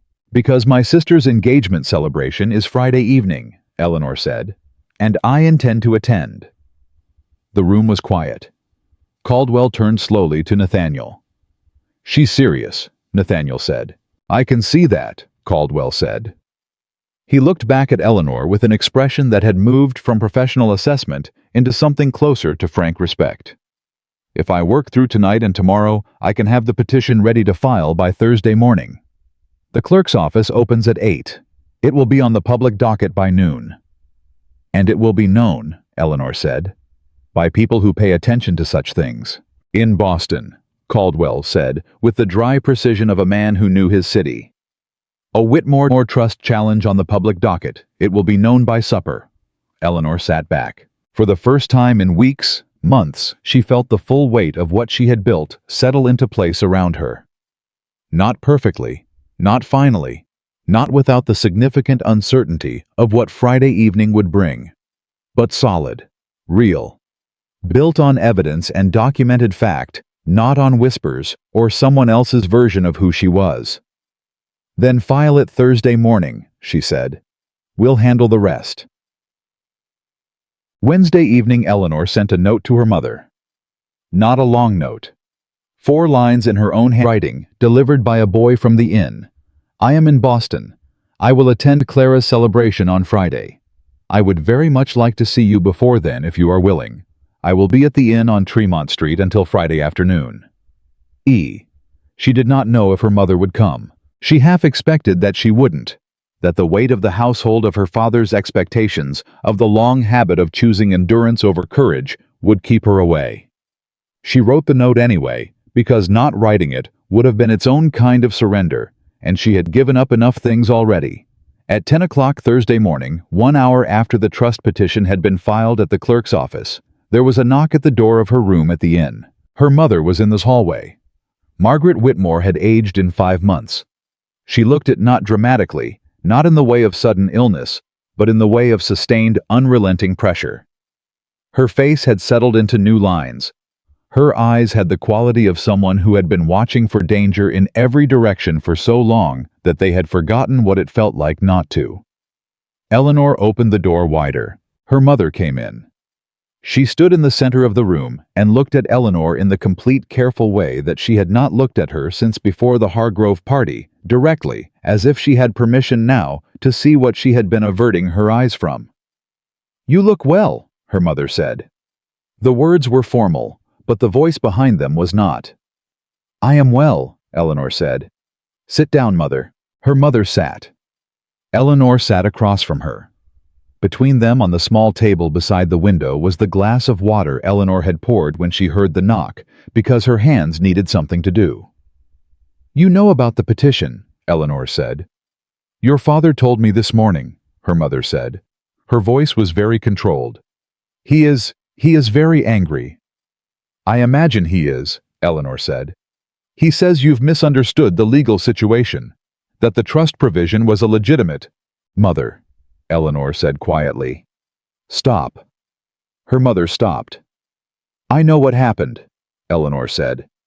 "I have a signed statement from Robert Fenwick. I have the payment record that will surface in the commercial fraud disclosure. I have a legal brief prepared by an attorney on Court Street." She paused. "Let each of those things land. I'm not asking you to confirm what I know. I'm telling you that I know it." Her mother's hands were in her lap. Eleanor watched them, the small, controlled movement of a woman holding herself together through the sheer force of long practice. "Clara," Eleanor said. "Not an accusation, just the name." Her mother closed her eyes. That was enough. That single closing of the eyes, that small, exhausted, unwilling confirmation of the thing she had not been able to say for 5 months. "How long did you know?" Eleanor asked.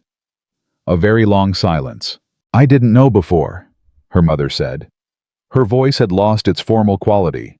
It sounded like what it was, the voice of a woman in genuine pain.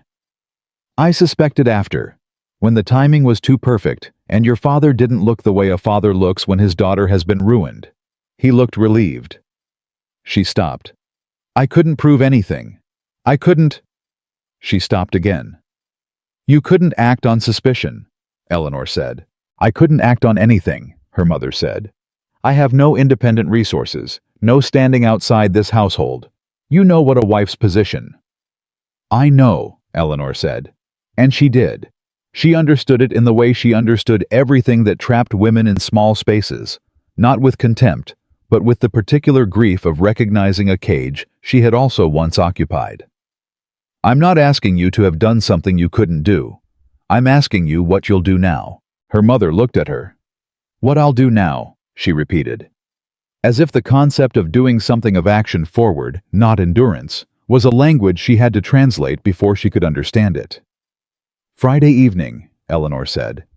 "I will be at the celebration. I will present what I have. My father will attempt to stop me. Clara will attempt to stop me." She held her mother's gaze. "I need to know whether you'll stand in my way or stand aside." Her mother was very still. "Or," Eleanor said, and her voice softened just slightly. "Just enough. You could stand with me."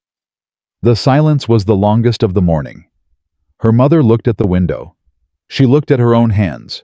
She looked at the daughter she had failed to protect and had watched leave in a gray dress, and in her face. Eleanor could see the full accounting of it.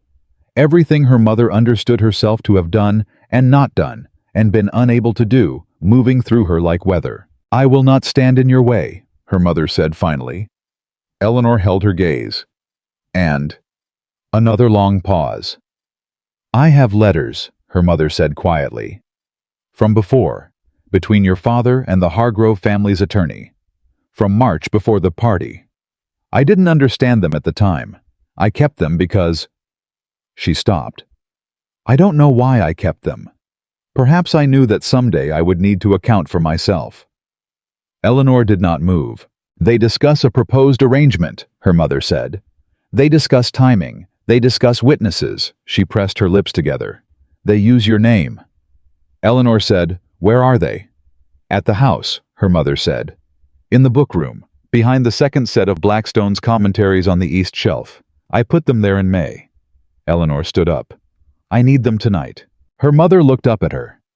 In her face was the look of someone who has been choosing the easier thing for a long time and has just made the first choice that cost something real. "I'll bring them," her mother said. The letters arrived at 8 o'clock Thursday evening, delivered by her mother's hand, wrapped in a cloth cover that her mother had clearly prepared deliberately. Careful, deliberate, the action of a woman who had made a decision and was following it through before she could unmake it. Eleanor sat with Nathaniel and read them in the study of the inn's public room, which Nathaniel had arranged exclusive use of for the evening. They were 4 letters. 2 from Charles Whitmore, to an attorney named Gresham, who served the Hargrove business interests.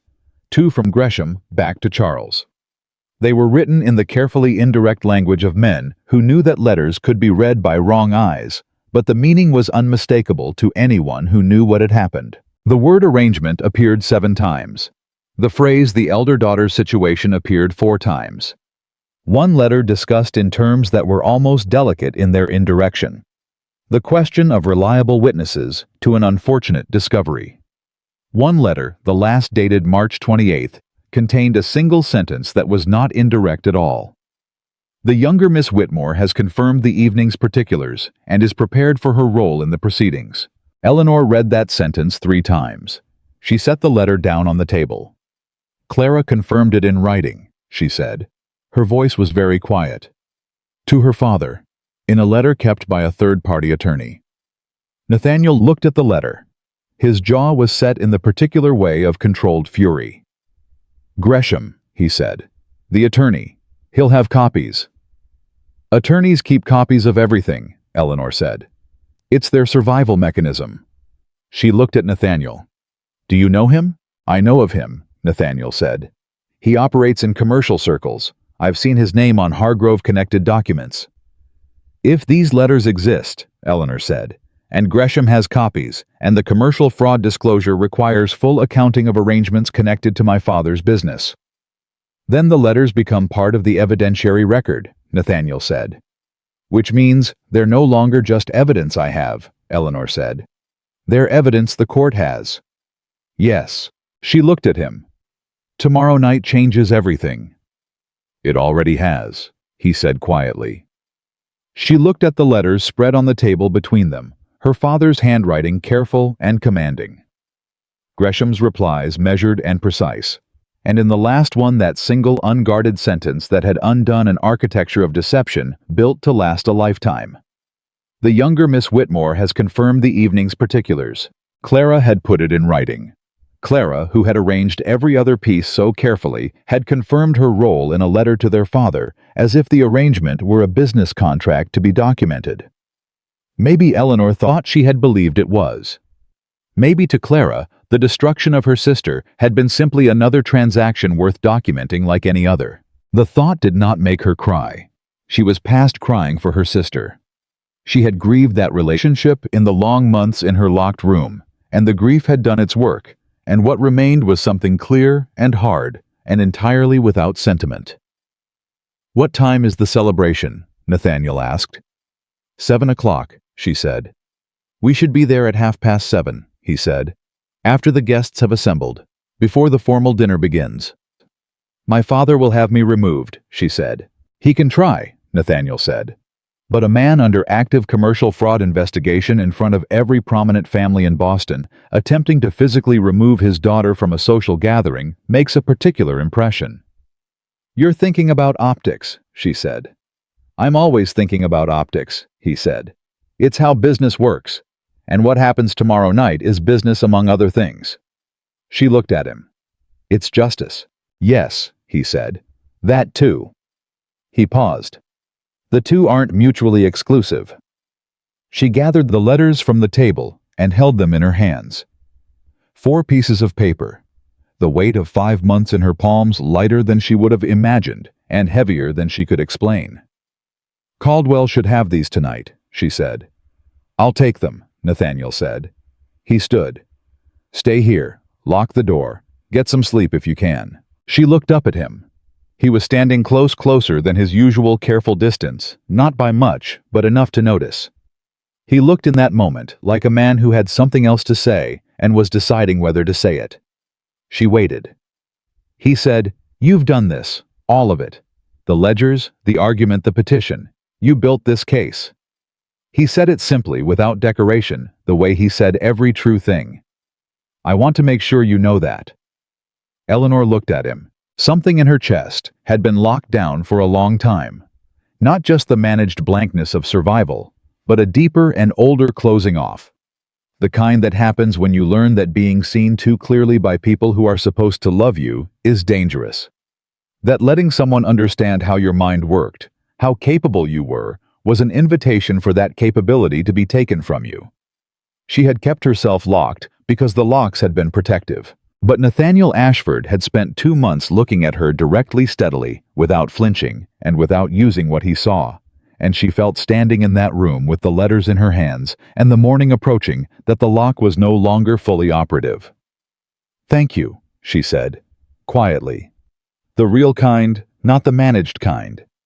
He held her gaze for a moment. Then he tipped his head, a small restrained gesture that she had come to understand was the equivalent from him of a much larger expression, and he said, 7:30 tomorrow." 7:30, she said. He went out. She listened to his boots on the stairs. She listened to the inn settling around her in the late evening voices below the creak of the building, the sound of Boston outside the windows, the city she had grown up in and been expelled from, and was about to walk back into with everything she had managed to build in the 2 months since she'd left. She looked at the door he had gone through. She thought about Mrs. Pratt's voice in the kitchen. There's a difference between a man who's functioning and a man who's alive. She thought about Abby on the porch barefoot holding a ledger. She thought about a carriage ride and 2 keys on an iron ring, and a man who had said, "I believe you like it," was simply the accurate conclusion the evidence demanded. She went to the window. Boston was spread below her. The harbor lights, the lanterns on the street, the brick and cobblestone, and the familiar dark press of a city that had already decided who she was. Tomorrow, she was going to walk into the middle of that decision and take it apart piece by documented piece in front of every person who had made it. She was not afraid. She was, for the first time in a very long time, something that felt almost like alive. The night held its breath around her. Friday was coming, and Eleanor Whitmore was ready. Friday came the way reckoning always comes, not with fanfare, not with warning, but with the ordinary quiet of a morning that looks like every other morning until you remember what it contains. Eleanor was dressed before sunrise, not in gray. She had left the gray dress in Virginia folded at the back of the wardrobe in the room that was hers, in the house that was hers, and she had brought to Boston a dress the color of deep water, dark blue, well made, the kind of dress that said nothing dramatic and therefore said everything. It was the dress of a woman who had decided firmly and without apology to take up space. She ate breakfast alone in the inn's public room. Nathaniel had gone out early. He had arrangements to finalize with Caldwell documents to collect the final pieces of a case that had been built over 2 months of careful, patient, relentless work. He had told her the night before that he would be back by noon. She trusted that. She sat with her coffee, and she thought about the evening ahead. She had run through it many times in the past 2 days. Every version she could construct, every way it could turn. Her father attempting to have her removed immediately. Her father denying everything publicly and relying on his social standing to hold the room. Clara collapsing the engagement before the confrontation could occur. The senator's family withdrawing before Eleanor arrived, already warned by someone. She had a response prepared for each version. She had learned in the accounting of the past 5 months that the only effective answer to a plan designed to take everything from you was a plan that covered every exit. What she had not planned for, what she could not have planned for, was the knock at her door at 9 o'clock that morning. She opened it. Clara was standing in the hallway. Eleanor stared at her sister for a full 3 seconds without speaking. Clara was dressed for morning visits, a pale green dress. Her dark hair arranged with the careful prettiness she had always maintained, with the dedication of a woman who understood that beauty was a form of currency. But the prettiness was doing less work than usual today. Her face beneath it was tight. Her eyes were moving, not the confident, assessing eyes Eleanor knew, but the eyes of someone who had spent the night running calculations and had not liked any of the answers. "May I come in?" Clara said. Eleanor stepped back from the door. Clara came in. She looked at the room, the papers on the desk, the legal brief visible on the side table, the traveling case in the corner, and she took a breath. "I heard you were in Boston," Clara said. "Father told me last night." "I imagine he did," Eleanor said. He's very frightened," Clara said. And something in her voice on that word frightened was not the performance of sisterly concern. It was real. Clara was frightened too, Eleanor realized. The expression on her sister's face was not what she had expected. She had expected calculation.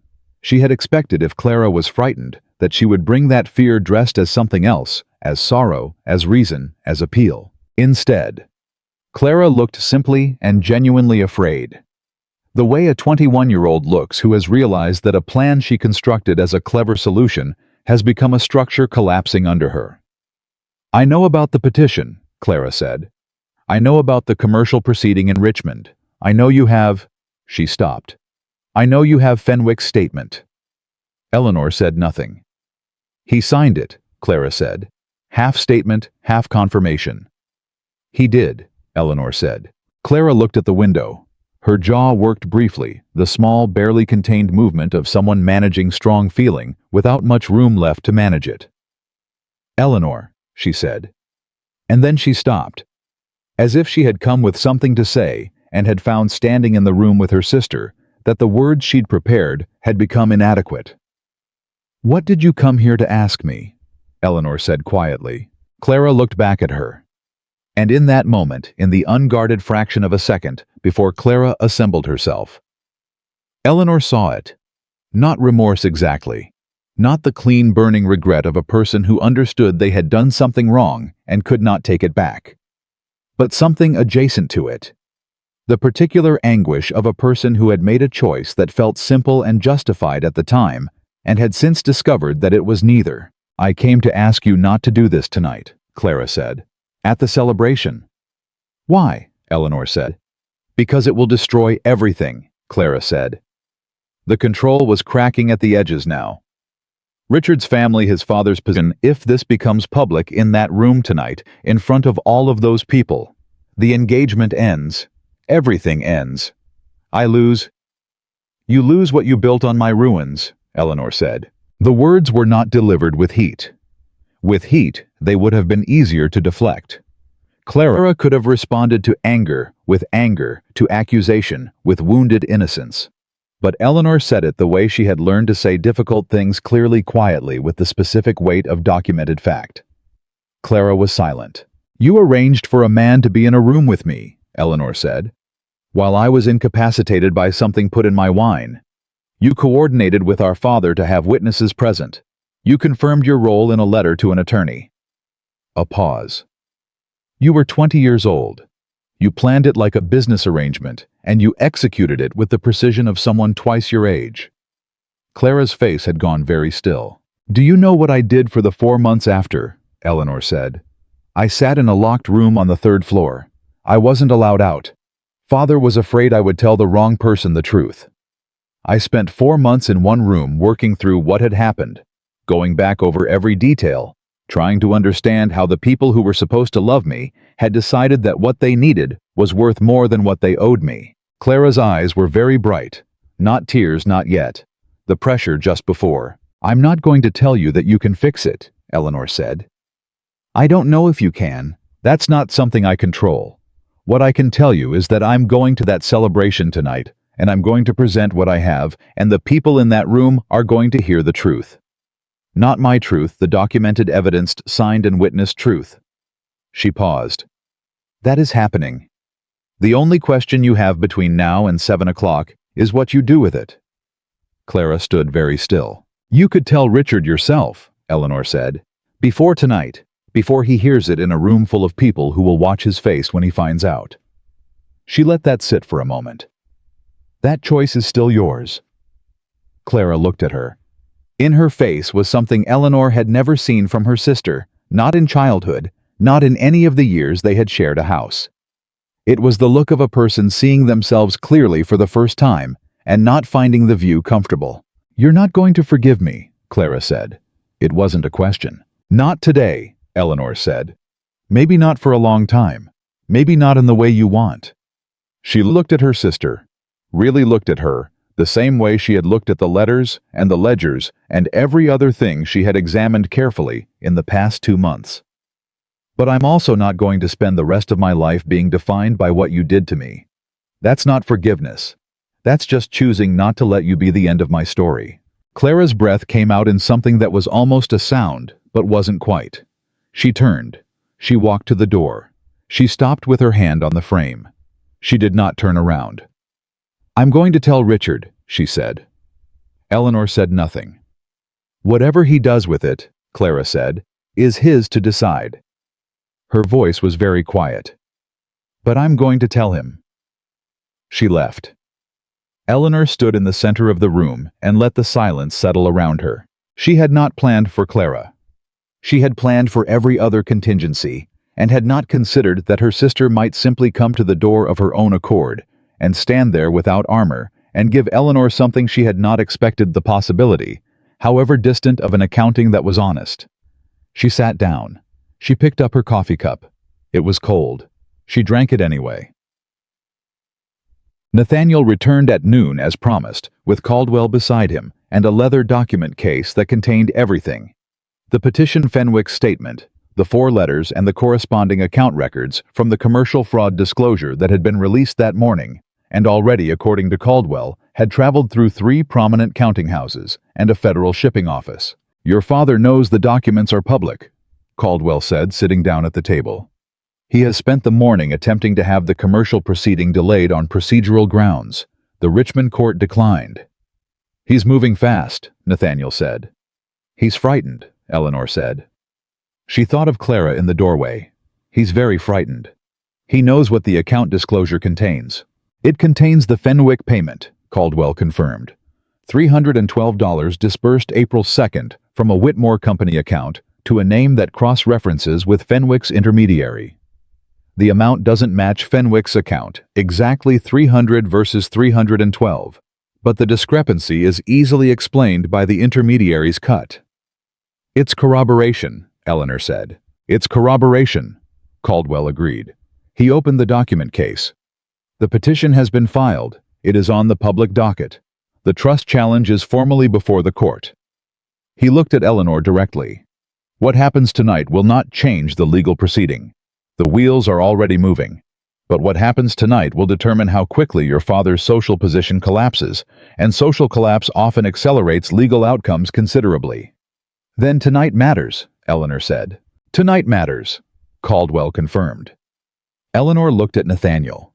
He was watching her with the same steady, direct attention he had brought to everything since the beginning, since the carriage ride, since I believe you, since 2 keys on an iron ring. 7:30, she said. 7:30, he said. They arrived at the Hargrove house at precisely 7:32. The celebration was fully assembled. Eleanor could hear the voices from the front steps, the particular warm layered sound of a successful Boston social gathering. 50 or 60 of the city's most prominent families packed into the Hargrove parlors with their best clothes and their best manners, and the collective unspoken understanding that tonight was about displaying the Whitmore family's restored standing. The door was answered by a Hargrove footman who looked at Eleanor and then at Nathaniel and then at Eleanor again with the expression of someone trying rapidly to calculate whether he was supposed to turn them away, and if so, how. Nathaniel said very calmly, "Mr. and Mrs. Ashford arriving for Miss Clara Whitmore's engagement celebration. We are expected." They were not expected. But the particular authority with which Nathaniel said it, the unhurried confidence of a man who had spent 15 years knowing exactly what he owned and exactly where he stood, moved the footman aside as efficiently as any formal invitation. They went in. The parlor silenced in a ripple. Not all at once. Not the dramatic instant silence of a theatrical entrance, but the spreading quiet of 50 people, successively noticing something that stopped their conversations one by one, like a flame moving along a line. Eleanor watched it travel across the room, a turned head. Here, a dropped voice there, the particular motion of a crowd that has seen something unexpected and is waiting to understand what it means. Her father saw her from across the room. Charles Whitmore's face did something she had never seen it do in 58 years of careful public command. It lost its composure. Not explosively, he was too controlled for that, but the control itself became visible, became effortful in a way it never had been before. Like watching a man grip the sides of a boat in rough water. He moved toward her immediately. Eleanor did not move toward him. She stood where she was with Nathaniel beside her, not in front of her, beside her in the particular placement she had come to understand was its own statement, and she waited. Charles reached her in 12 steps. He was smiling. The smile did not reach his eyes by a considerable distance. "Eleanor," he said. His voice was low, controlled the voice he used when he needed a room to believe that everything was fine. "What a surprise! I wasn't aware you'd be joining us." "Good evening, Father," Eleanor said. Her voice was clear.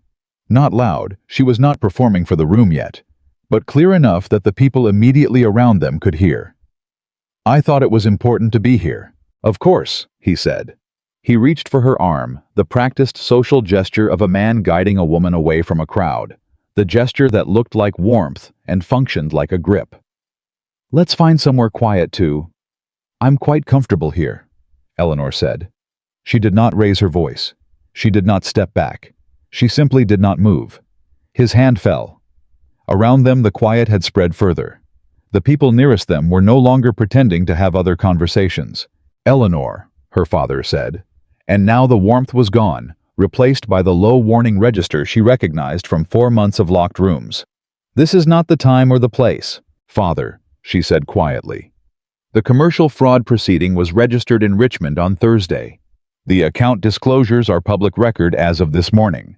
The documents that show the Fenwick payment are available to any court clerk or interested attorney who requests them. She paused. I know that you know this. I know that you have spent today attempting to manage it. I am telling you directly that it cannot be managed the way you managed things before. Because what I have is not rumor. It is not whisper. It is signed, witnessed, documented fact. Charles Whitmore stared at his daughter. In 24 years, Eleanor had never spoken to him like this. She had been respectful, then careful, then silent, then locked away. She had never been this. This controlled, this clear, this entirely beyond his reach. You have made a serious mistake, he said. Low, private, the voice that had always preceded consequences. The mistake, Eleanor said, equally low, equally private, was made in April at the Hargrove house when you paid a young man $300 to be in a room with me while I was incapacitated and brought witnesses to manufacture a scandal that would void my grandmother's trust. She held his gaze.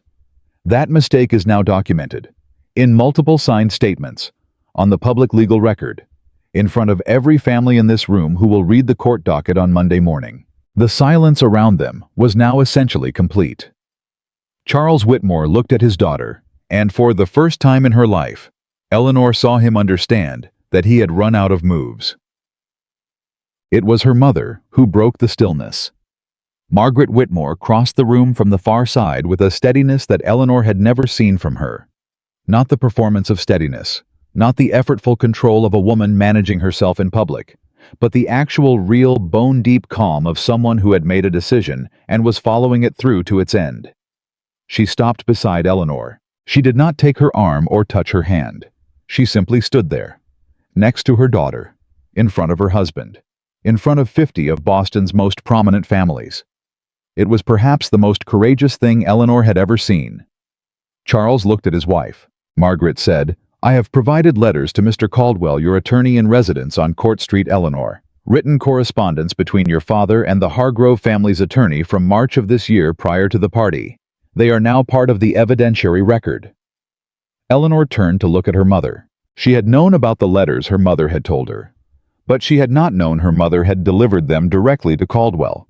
She had thought her mother had given them to Eleanor for Eleanor to deliver. Her mother had gone to Caldwell herself, this morning, while Eleanor was sitting with cold coffee, trying to steady herself for the evening. Her mother had walked into a lawyer's office on Court Street and handed over the evidence that implicated her own husband. Eleanor looked at the woman beside her and thought, there she is. There is the courage that was always there, waiting for the moment it was necessary enough. Charles's face had gone a color she had no name for. From the far side of the room came a sound, a single, barely audible sound. The sound of Clara's voice saying one word to the young man beside her, who was presumably Richard the senator's son, who had presumably just heard enough of this conversation to understand that his engagement was not what he had believed it was this morning. Eleanor did not look. She kept her eyes on her father. Charles looked around the room. He looked at the faces, the prominent families of Boston, the men he had done business with, the women who had whispered about Eleanor in church 5 months ago, and he looked at what was on those faces now. Not shock, not disbelief, not the easily managed emotion of a crowd that could be redirected. Something harder. The particular expression of people who have been given information they cannot unfind. He looked back at Eleanor. You will regret this, he said. It came out without strategy, without performance. It was simply what was left when everything else was gone. No, Eleanor said quietly. I won't. She reached into the document case Nathaniel was holding, and she removed the topmost document, not the petition, not the legal brief, but Fenwick's statement, 4 pages in a careful hand, witnessed and signed. She set it on the table beside them, within reach of anyone in the room who wanted to pick it up. This is Robert Fenwick's account of the evening of April 4th, she said, clearly, calmly, loud enough now for the full room to hear, because the room was silent and she was not going to waste the silence. He is 23 years old and currently residing in Philadelphia. He was paid $300 from a Whitmore Company account to be present in a room in this house during a social gathering in order that he might be found there with me in a manufactured compromising situation. He states clearly that nothing improper occurred. He states that I appeared to have been deliberately incapacitated. He states that he was approached through an intermediary, a young woman acting on behalf of the Whitmore family, who arranged the details of the evening. She paused. His account is corroborated by the payment record now on the public court docket in Richmond. It is further corroborated by letters between my father and this family's attorney, copies of which are now in the possession of Magistrate Gerald Harmon of Richmond, Virginia. She stopped. She let it sit. 50 people in a Hargrove parlor holding glasses of wine and wearing their best clothes stood in the silence of people who have just heard the complete documented truth of something they believed they already knew. Nobody reached for the document. Nobody needed to. The statement of it was enough. From across the room, a man's voice, older, careful, with the precise authority of someone who chose his words deliberately, said, "Miss Whitmore." Eleanor looked up.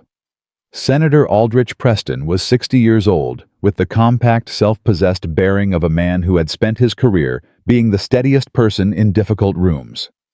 He was Richard's father. He had presumably spent the day managing his son's engagement with the assumption that tonight's celebration was proceeding normally. He was looking at Eleanor with an expression that was not hostile, not warm, but genuinely attentive. Attentive, the look of a man who was rapidly revising an understanding. "The petition filed Thursday," he said, "for review of the trust determination. That is your petition." "It is," Eleanor said. "On grounds of manufactured fraudulent evidence," he said. "Yes, sir." A pause. The senator looked at the document on the table. He looked at Charles Whitmore. He looked back at Eleanor. "I was not aware," he said, "of the full circumstances surrounding the arrangement between your family and my son." He said it carefully, precisely, in the way of a man making a public statement that would be remembered and quoted. "I am now." He turned to Richard. Richard was 26, with his father's careful eyes, and considerably less of his composure at this particular moment. He was looking at Clara.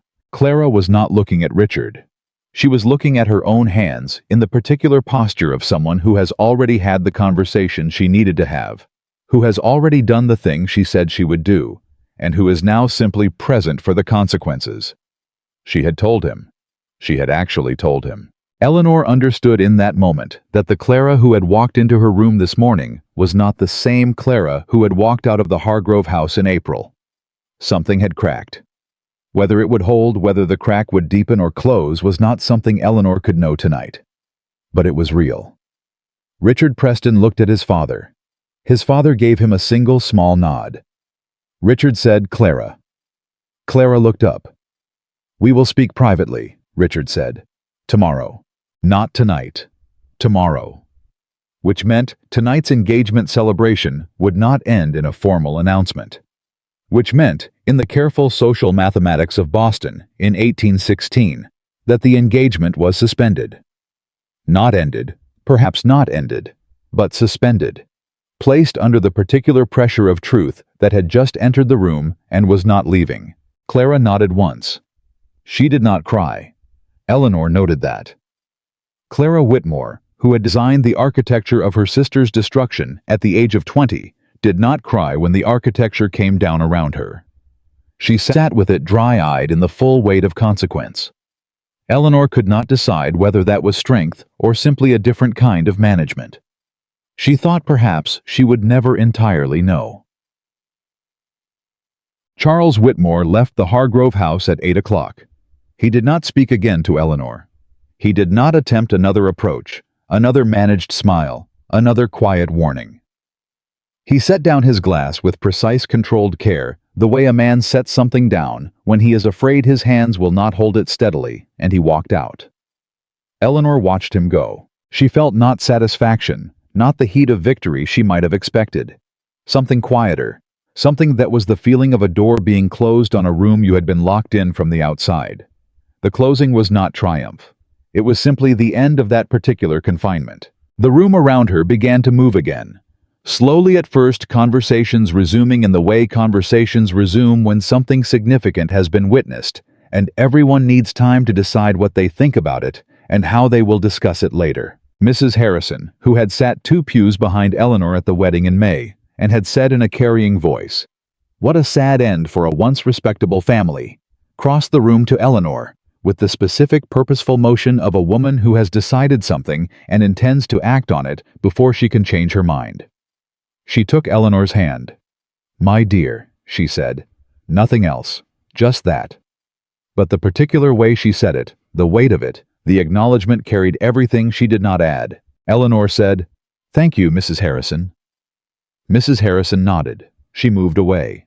She was already speaking to the woman beside her. Within 20 minutes, Eleanor had been approached by 4 separate people. Not with apologies. Nobody offered formal apologies because that would have required people to explicitly acknowledge what they had participated in, and the social machinery of Boston in 1816 was not built for explicit acknowledgement. But they came and they spoke to her, and in the speaking was the particular currency of restored standing, being treated as a person worth addressing. It was not everything. It was not the full accounting she was owed. It was a beginning. Nathaniel stayed beside her throughout. He did not speak for her. He did not redirect conversations or manage her interactions or position himself between her and the room. He simply remained present, steady, in the particular way he had been present since the beginning, as someone who offered ground rather than guidance. At 9 o'clock, her mother found her. Margaret Whitmore had spent the hour moving through the room with the same steadiness she had crossed it with earlier, the real steadiness, not the managed kind. She looked tired in the way of someone who has done something that cost them genuinely and is bearing the cost with their eyes open. She took Eleanor's hands in both of hers. "I should have done more," her mother said, quietly, simply, not the beginning of a longer speech that would explain or justify, just the plain statement of the plain truth.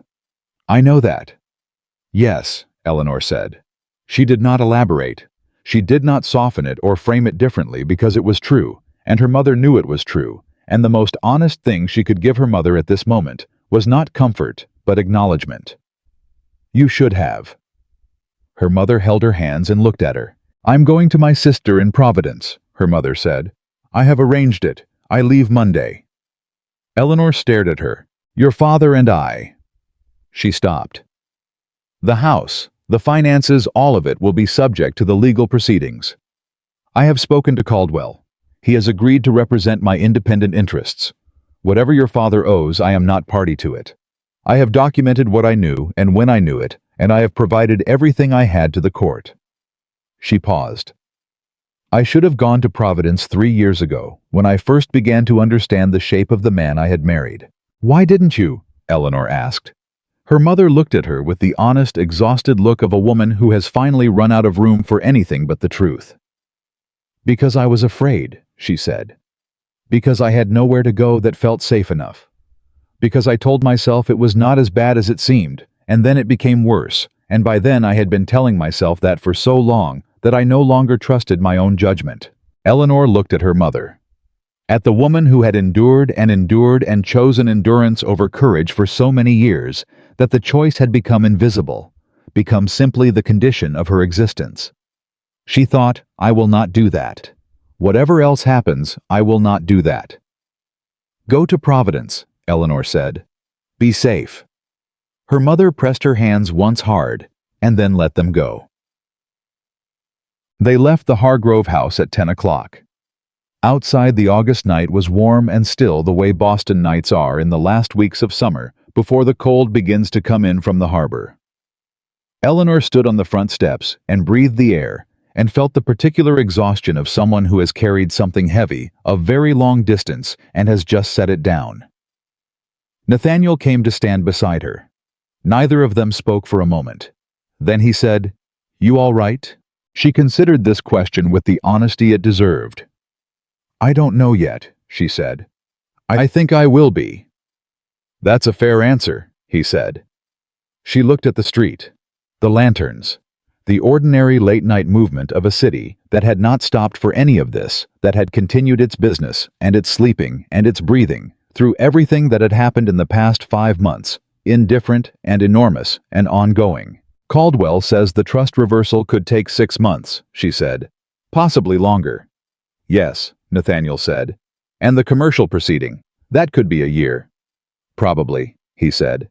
"A great deal could still go wrong," she said. "It could," he agreed. She looked at him. You're not going to reassure me that it won't. No, he said. I'm not. She turned back to the street. Good. A pause, long enough to be deliberate. Eleanor, Nathaniel said. She looked at him. In 11 years of managing Ashford House, in 15 years of building a freight operation from rubble in every business negotiation and legal proceeding and difficult conversation.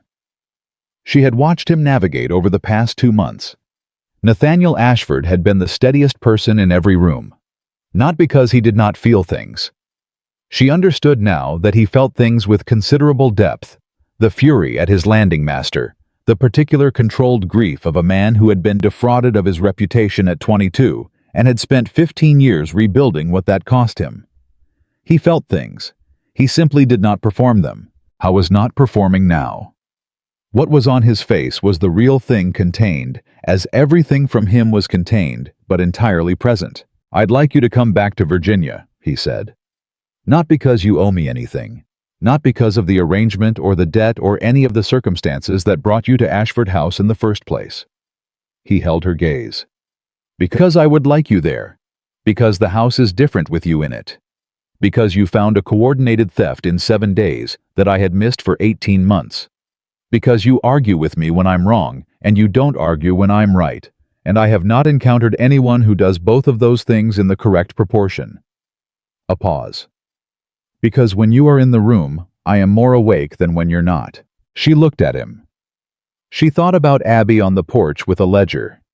Mrs. Pratt and her coffee and her nearly smiles. The Southfield question he had not needed to ask. The key to the document box. She thought about the carriage ride, and I believe you. And the particular silence that was not uncomfortable, because it was two people who had simply become comfortable with each other. She said, "You are not a man who says things he doesn't mean." "No," he said, "I'm not." "Then I'll hold you to that," she said. Something shifted in his face, the almost smile going further than she had ever seen it go. Reaching his eyes, changing the whole of his expression briefly into something fully open before he reined it back to its usual containment. He offered her his arm. She took it. They walked out into the August night, past the lanterns and the brick and the cobblestones of the city that had written her off 5 months ago, that was now slowly, incompletely, with all the friction and resistance of institutions that do not like to be wrong, beginning to write something different. She did not know exactly what came next. She knew the legal proceedings. She knew the 6 months of court filings and document reviews, and the slow institutional machinery of a system being asked to correct itself. She knew the trust and the property and her grandmother's name attached to both. She knew that her father would fight every step of it with everything he had left, which was less than he knew. She knew that Clara had told Richard. She knew that whatever happened with that, whether it survived or broke, or became something entirely different, was not hers to manage. She knew that her mother was going to Providence. That somewhere in that was something like a beginning. She knew that in 4 days she would be back in Virginia, at a house where she had a room with a lock she controlled, and a desk where the ledgers were always open, and a woman named Abby, who watched people carefully and had asked her once if she was planning to stay. She was planning to stay. She looked at the man walking beside her, this steady, complicated, deeply private man who had received her as a debt payment and had given her instead the thing she had needed most and could not have named the experience of being genuinely known and found worth knowing. She was not the woman who had walked out of this city in a gray dress in June. She was not the ruined Whitmore daughter. She was not the managed, blank-faced, locked-down woman who had learned to call survival management. She was Eleanor Whitmore.